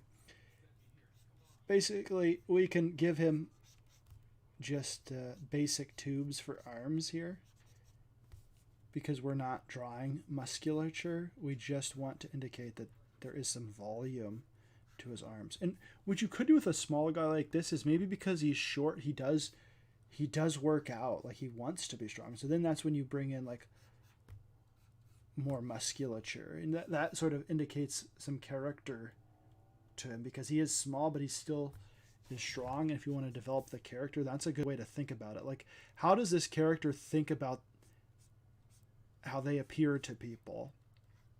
If they're shorter, maybe they want to be powerful, maybe they work out, maybe they dress a certain way. All of those things are things you want to talk about. Like, how does their character design, the way they look, reflect who they are. Don't just make them look cool, but try to get to reflect who they are, right? Because if we look here, like we started talking about in the beginning of the stream, with the big head, right? Indicating intelligence. That's that cultural shorthand. But there's also character that you can put into the design. You can tell certain things to him. Like if I was to draw him a pocket and put like pins in his pocket, you'd think like, oh, he's kind of a nerd, right? Or if I give him a tie, that might, and nobody else is wearing a tie. He's got like a suit jacket on, but everybody else is not looking like that. That should say something about his character. It shouldn't just make him look different. The design should say something about him. So when we look at Stephen Starlight, let's open up a Stephen Starlight picture here.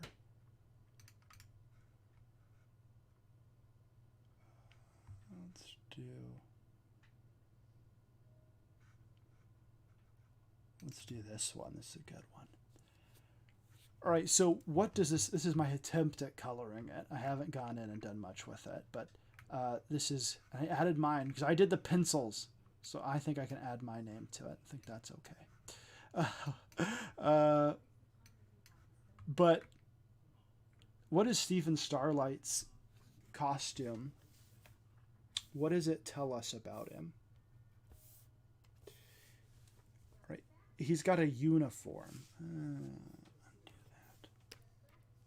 Right, he's got a uniform on. Right, it has a logo, and so does his teammate. Now, Gary did not ink the part, but he has rank insignia right here. I think Gary missed it or something when he was inking it, which is fine. But he has rank insignia on his collar. There's a militaristic idea. He's well kept. His hair is done in a certain way. He's got muscles. He's supposed to look, athletic and strong. That tells you something about his character, who he is. It shouldn't just be like, oh, he's the hero, so he has to look strong. Another good thing that Gary did when he inked this is these were actually two separate images that Gary composited into this image. I penciled them both, but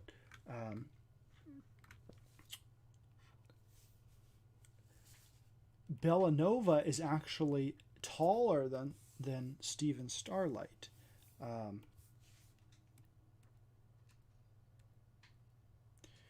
So she's taller than him. She doesn't need to be as with big muscles and all of these things, right? She already looks imposing because she's taller than what is essentially a normal human male. So her alien race, by being taller, it gives the idea that she is more powerful. It gives her a look. She doesn't have to have a bunch of muscles. You can indicate that through other ways than just the ways you would think. I also I think Gary added the different belt. I don't remember my pencils, but I do like the different belt, right? It gives it a more feminine look as opposed to like his belt. But that's the idea, right? You want the design to say more about the character than just this looks cool.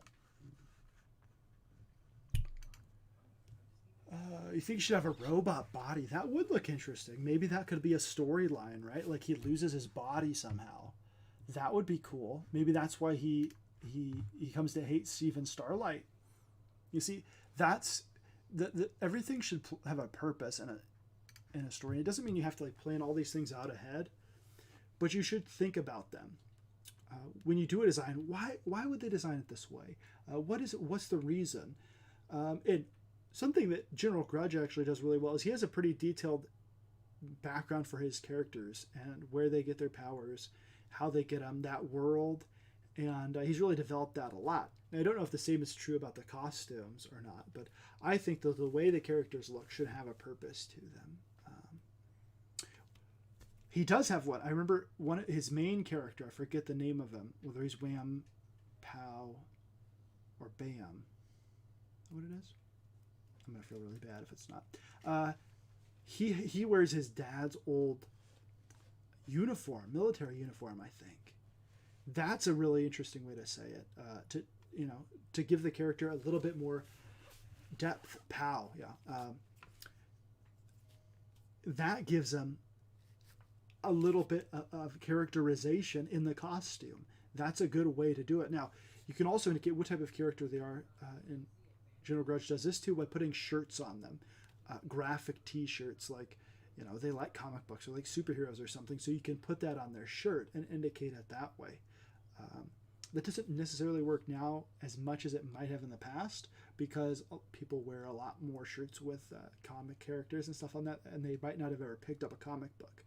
But still, you can indicate stuff like that in the kind of clothes that they wear. Jalapeno Milk says, does Stephen Starlight have star-based powers? That is a good question. That is a very good question. The answer is yes. He has powers that deal with light. Doug Garrett said, I'm at work, just stopped by to say fartoon. Did I say fartoon earlier? It's possible. I mix up words sometimes. But that's hilarious. Yes, we're drawing a fartoon today. Let's see, back to our original scheduled program. We're drawing a fartoon. Thank you, Doug Garrett. Yeah, he can somewhat control light. Stephen Starlight can. So yes, he does. That's not too much of a spoiler or anything. Spoilers are overrated anyways. Like, the people try to avoid them at all costs, and then ultimately it's like, it wasn't Fight Club, so like, why do I need to not know the ending?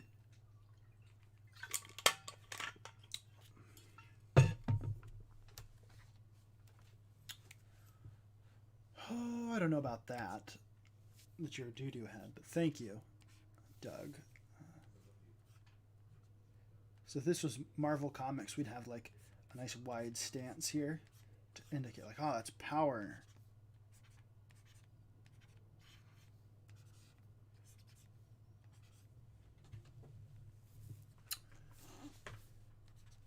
Yeah, man. So I think people should think about when they're drawing these, designing their characters, they should think about why they're giving their characters certain attributes, physical characteristics. Why does this person wear a mustache and nobody else does? Why do they style their hair this way? Why do I wear a hat? Because I like hats.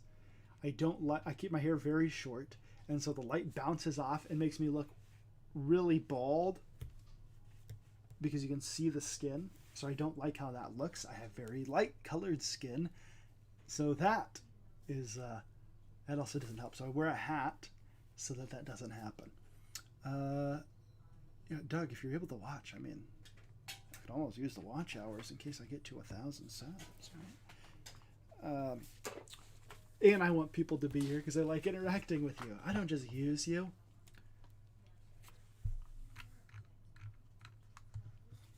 But I think, why do they look this way?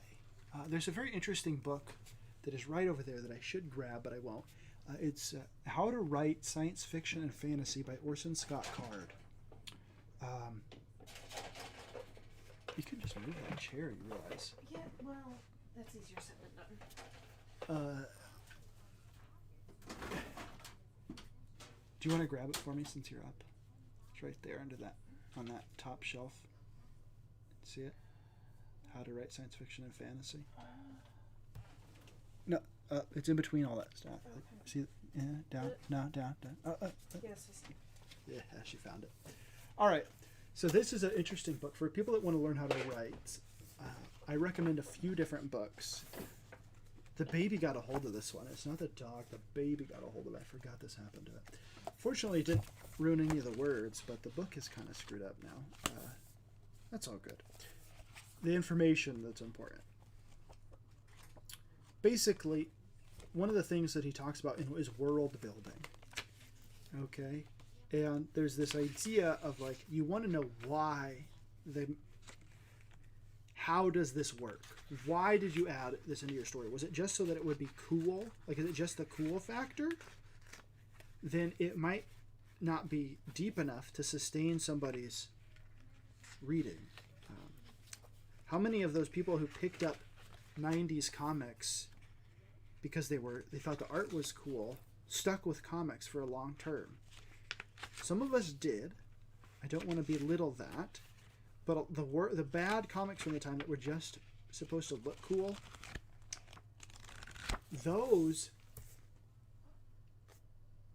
comics didn't lend themselves to keep people sticking around because they were kind of shallow, possibly. So you want to think, why are the characters doing these things? And you don't just want to think about, like, oh, this is cool. What's the reason behind it? Why are they like this? So this is a book I recommend for people that want to write science fiction and fantasy, and that includes comic books. You're going to be thinking about things in a more structured way. I don't think you have to follow plot, like the plotting or that you necessarily have to exactly plot everything out. But I do think you need to have a good through line. And the more you think about structure before you start to write something, the more you do read some of this stuff and then just have that in your mind, naturally you'll start to write things with a structure. It's just, I don't think you need to, it can work, and it is good for certain types of things to have a really set structure. But I don't think you have to. Jeff Potts says a general rule of storytelling is, if what you're writing doesn't move the story forward, throw it out. So when I studied screenwriting in college, this is an element that the instructor, the professor, taught us, which is basically I don't even have these on. I'm not even listening to music. I was initially, ears are all hot.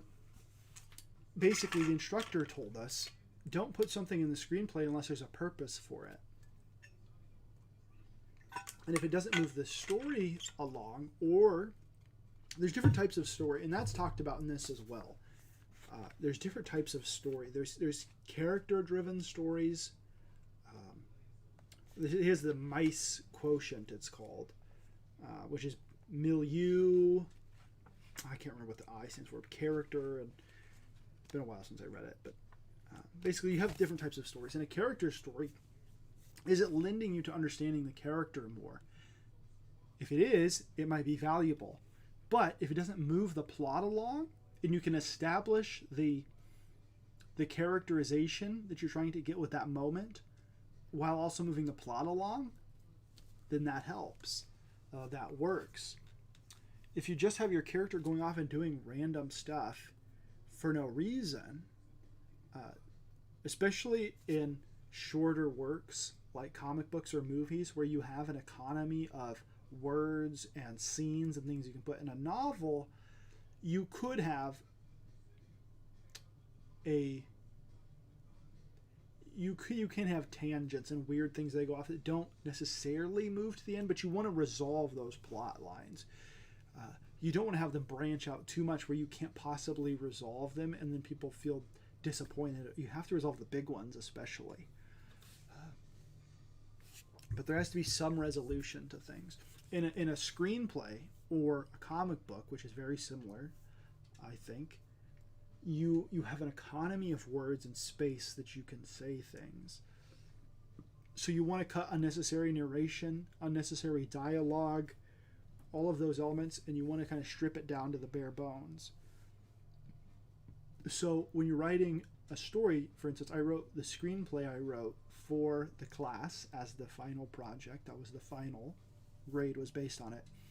I wrote a scene where the character goes to a bookstore and he's looking at certain books. I did that to have the character look at books that I liked so that people would see those, but I also did it because the plot had that character reading the book over the course of the movie. He reads the book, and then an element in that particular book causes him to think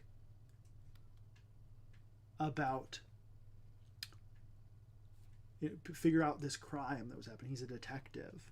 Now, how do you indicate someone reading a book? Basically, you have him reading the book throughout. That's established. You have him go to the bookstore. You have it all there, and then it sets up. This is how he starts to think differently about the crime, and then he relays what he finds out in the book to his partner. He says, "Hey, this is what happened in that book. And I started to think, blah blah blah blah blah." So it's a way to. It's maybe not the best example, but it's a way to give that character, to separate that character from the other one. Because there's two detectives, right? And you want to make them distinct.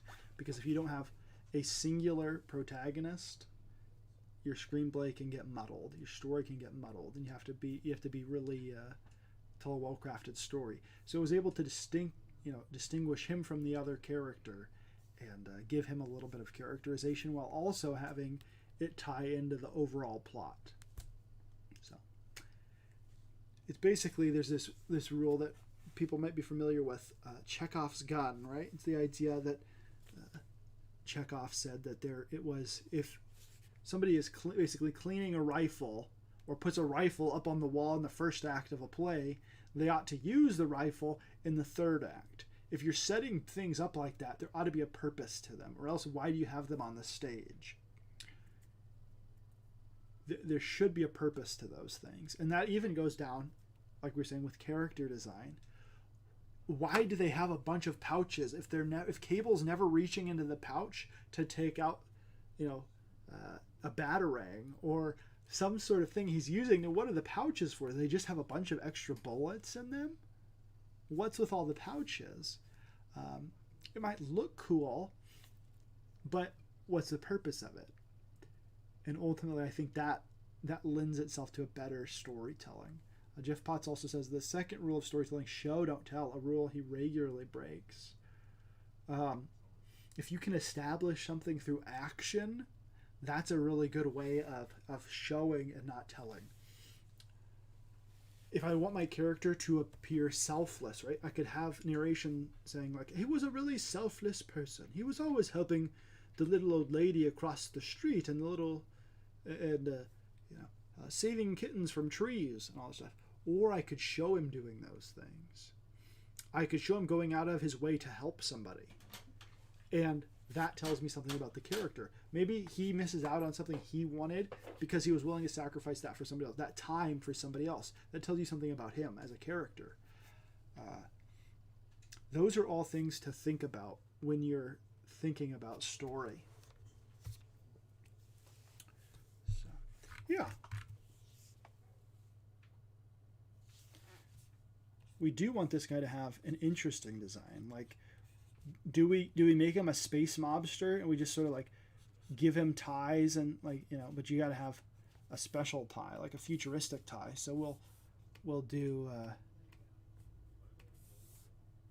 it comes down straight like this, and then it's got like rings around it, and now it looks like a space tie. That's how it works. But I don't. This might not be the final costume design, but what is a tie? Like if you do make him look like he is more wealthy, right? Like he's wearing a suit, even if it is a space, more spacey looking suit, right? And no other characters are dressed like this. It does say something about the character. What exactly? I don't know.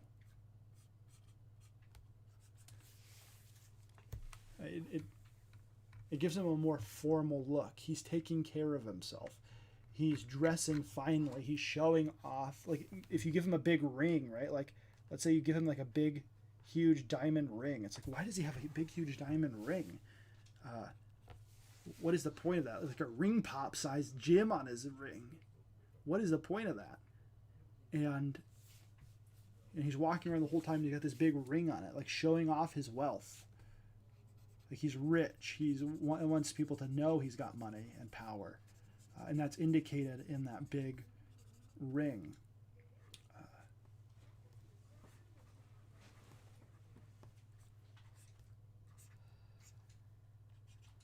You could do a lot of things to to relate that, right? Like maybe he doesn't hold, he has a gun, right? But he doesn't have a holster anywhere. Right? He doesn't carry it around. He has a person who hands him his gun when he needs it. Like when he's gonna do it himself, when he's gonna kill somebody, somebody hands him the gun. Like he can't be bothered to carry it around on his person. Maybe that's not what we use, but that's the type of idea to show off what type of a character this is.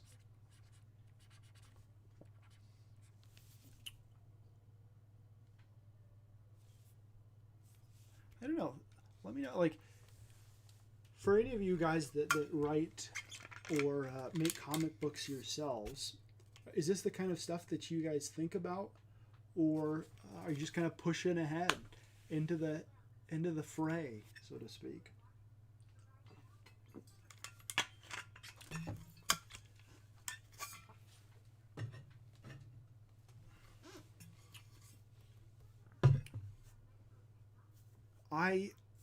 This is all stuff that, like,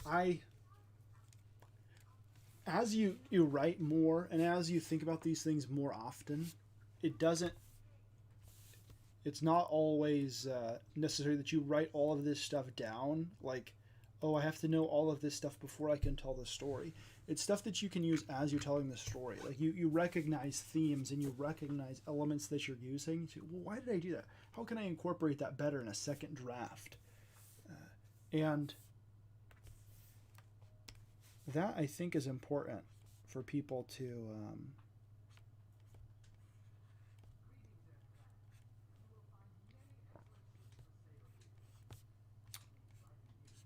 know, is you don't necessarily, I think, this is my opinion, I don't think you necessarily have to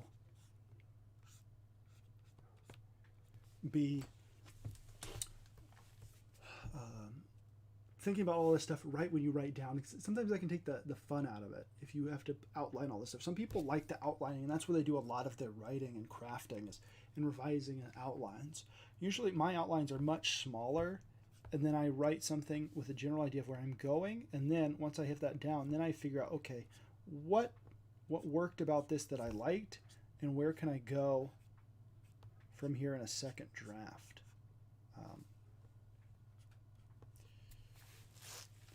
I don't know.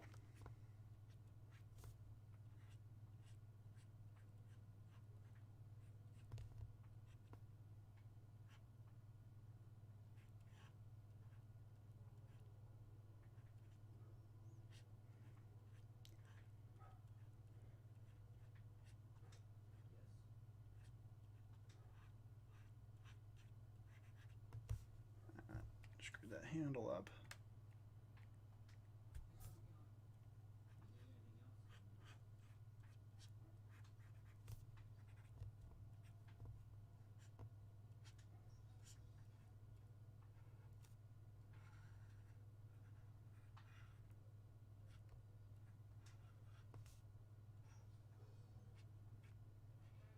Sorry, as I'm quiet, I'm drawing this. Just taking my full concentration here. Yeah. I don't know.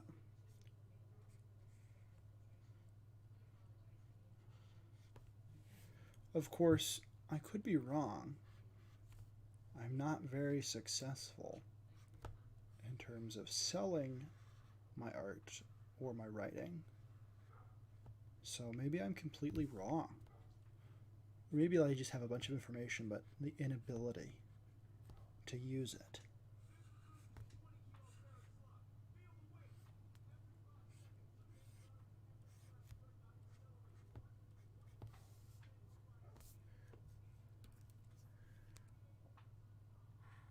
What we forgot is ring pop ring.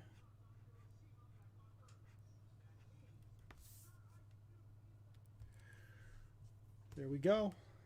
There's a ring pop ring. And you think, like, if he punches someone with that ring, then it's going to leave a mark. Thank you, General Grudge.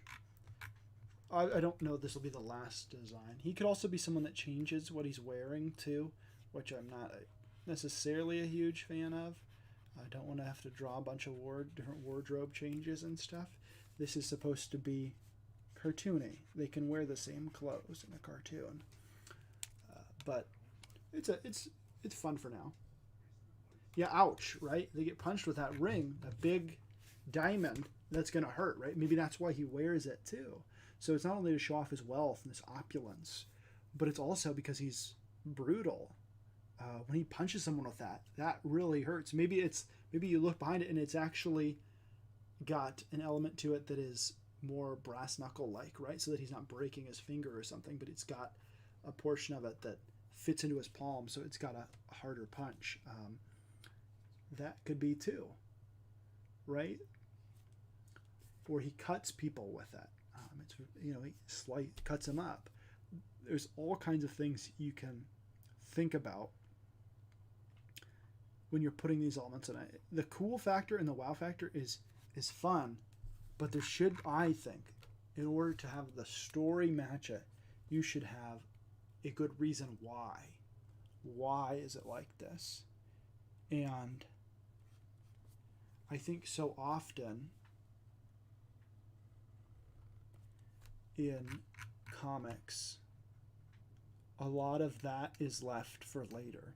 People just put in this cool factor, but they don't think why. Why is the character like this? Why do they have this? And that shows a lack of preparation, really just trying to cash in on something. What's cool as opposed to what's good.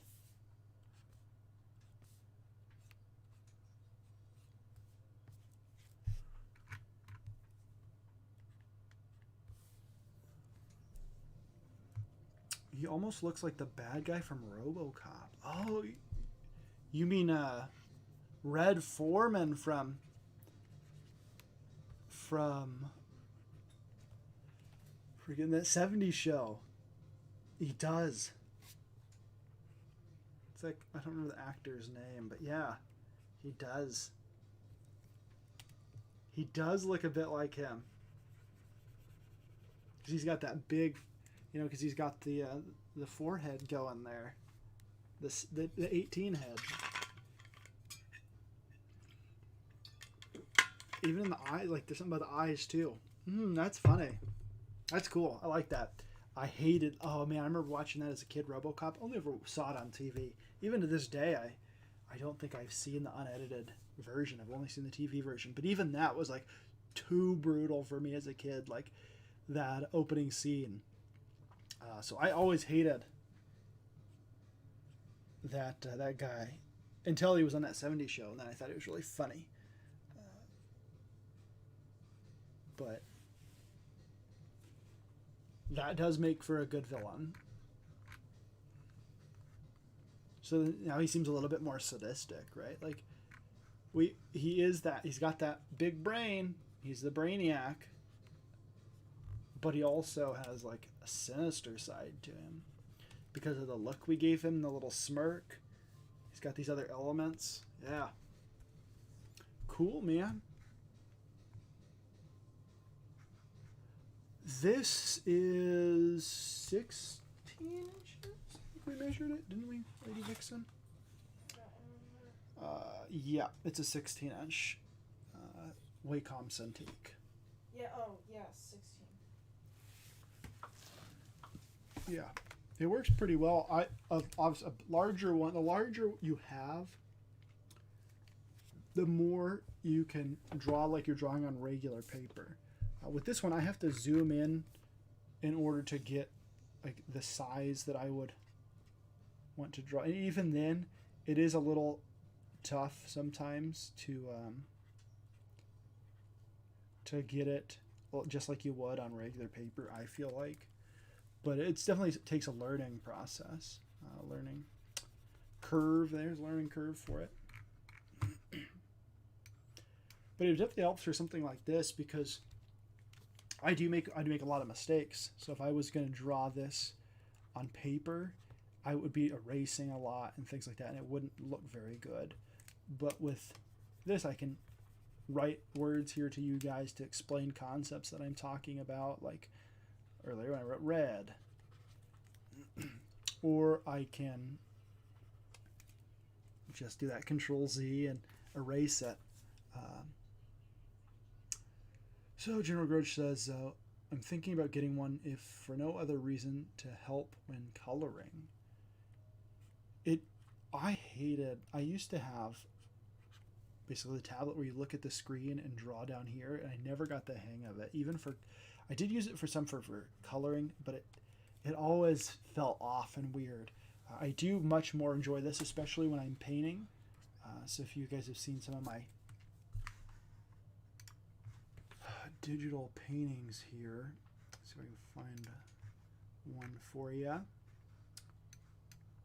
to see. I don't know if everybody's seen it. So I don't know who stops in and who doesn't.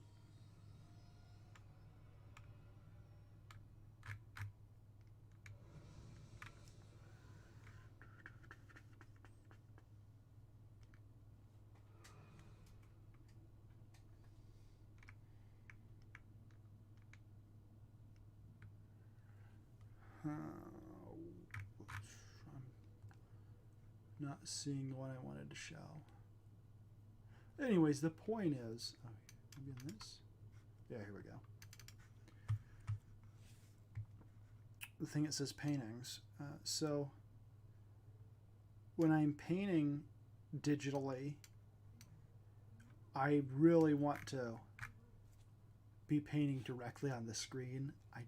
I've done it both ways on the tablet where you're looking at the screen and painting down here, and it doesn't feel right. Like I want to be putting the brush right there where it goes, you know, and touching that, and like getting that in there. I need to finish this painting, by the way.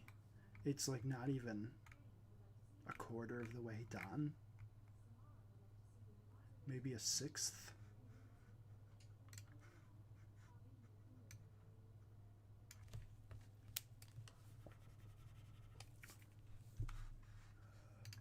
For coloring, yeah, could be helpful if you could find someone that has one and see if it's for you. But even for coloring, I think it would work.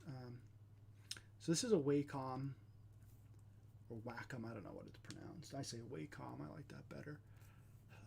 It's like the higher end, more expensive ones. It works really well. I've had no issues with it. There's also XP Pen, which is a less expensive, and Brian Shearer uses an XP Pen one. And then there's a third brand. I don't know if Gary Shipman's still watching, but Gary Shipman has another brand. He doesn't have the tablet like this, the screen one. He has a different one, but I'm trying to remember the brand.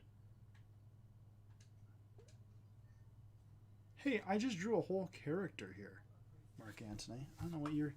Come on.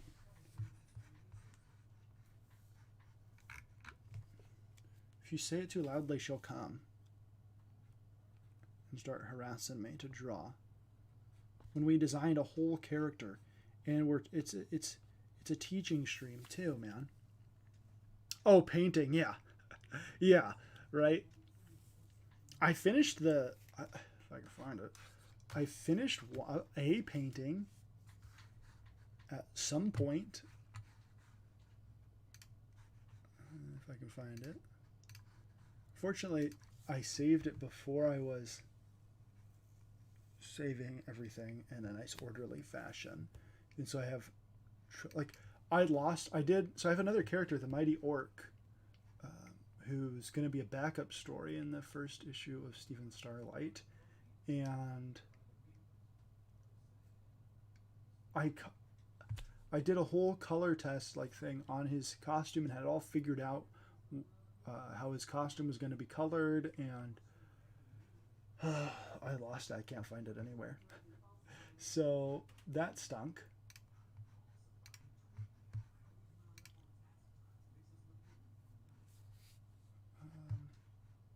Yeah, if you say her name 3 times, she'll appear.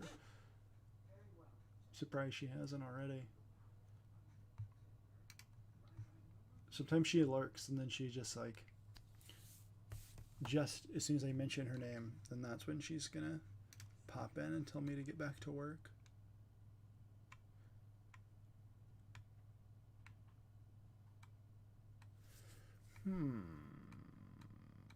Well, I know I saved this one, but I can't find it.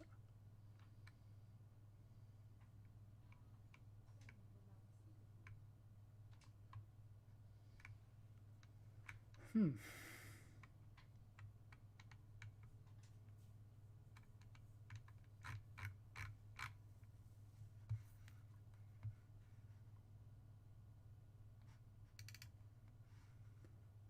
that's not where it is.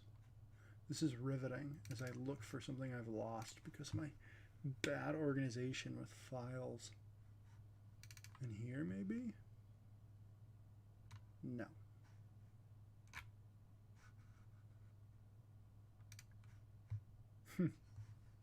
I'll have to look for it later. But the point is, I have finished at least one painting. All right, thanks, General Grudge. Thanks for joining. Hopefully something I said might have been helpful to you.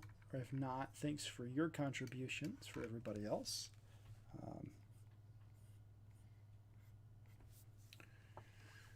I appreciate it.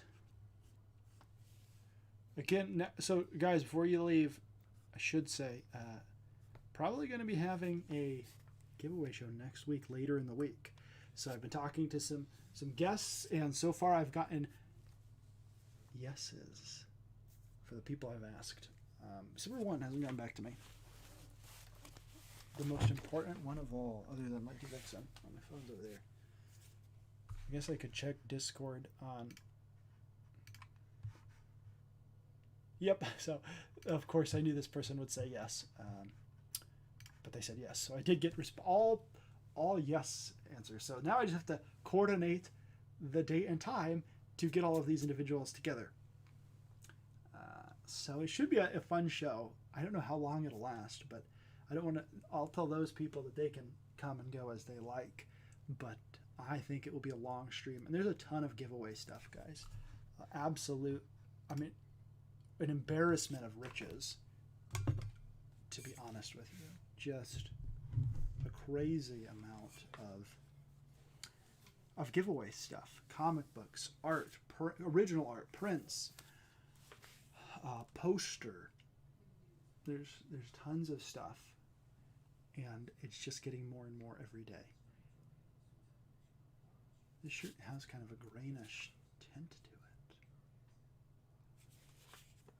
But yeah, there's a ton of cool stuff, man. It's crazy. So that giveaway show is going to be probably next week, at the end of the week. So you'll want to make sure you're subscribed and notified.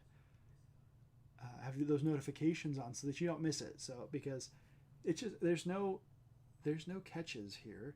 There's nothing to buy into, and there's a ton of giveaway stuff. So there's a good chance you might be able to win something. So hey, we'll have some comics that you that are crowdfunding now that you'll be able to get a copy. Have a chance to get a copy of. You'll have comics that will just be sent off right away. I don't want to show off too much, but there's some really cool stuff, man. And if we get to, I think I announced this, I don't remember. I think I said it on Twitter somewhere, but if we get to, what did I say? Oh, I remember what I said. No, maybe I just thought about doing it. I don't remember. Something about 225, I think. Yeah, 225. Did I actually tweet it out, though? Let me check. I think you did. I tweet so little that hopefully it's not too far back.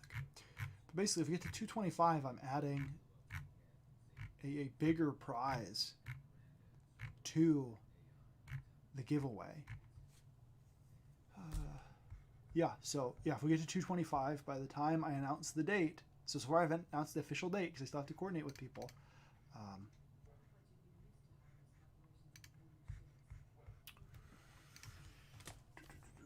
Somebody has my response here. Yes.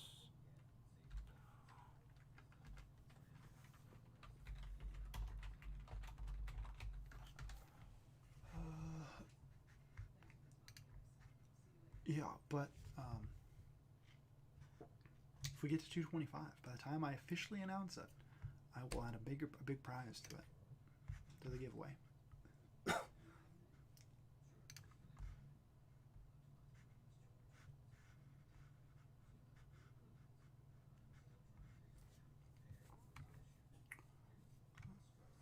Yeah.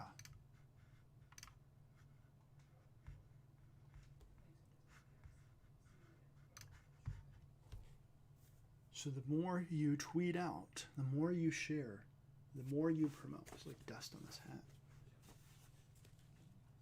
The more you participate in promoting this channel, the more chance you'll get to get something cool and a bigger prize. I mean, there's the biggest prize already is an original piece of art by Gary Shipman, but there will be another big prize entered into it. If we get to 225 by the time I announce it, which will be in the next few days, so I don't know that it's going to happen. I might be nice and add it anyways. But we're also going to be doing a giveaway at 500 subs. So that'll be the next milestone. We'll have a big show for 300, 400. We don't care about those. 200 and 500, and then 1,000.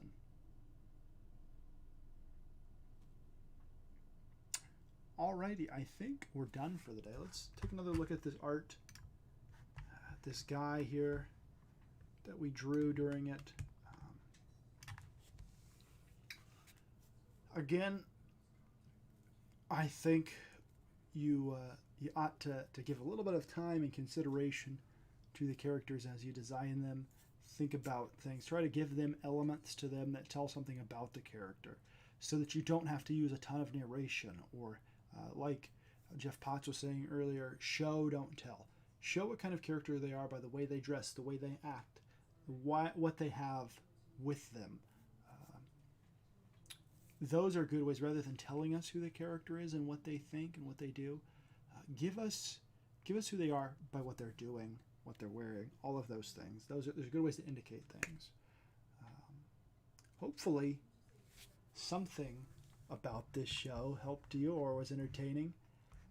I am done. I'm tired. It's 10:40 almost here, and I was hoping to go to bed early tonight. I don't know why I started streaming. That was a mistake. Probably, I know why. I mean, it was a calculated reason, because I didn't do any videos yesterday, so I needed to get back some numbers and some view time. It was personal. It was purely related to that, and that I like to do it. That helps too.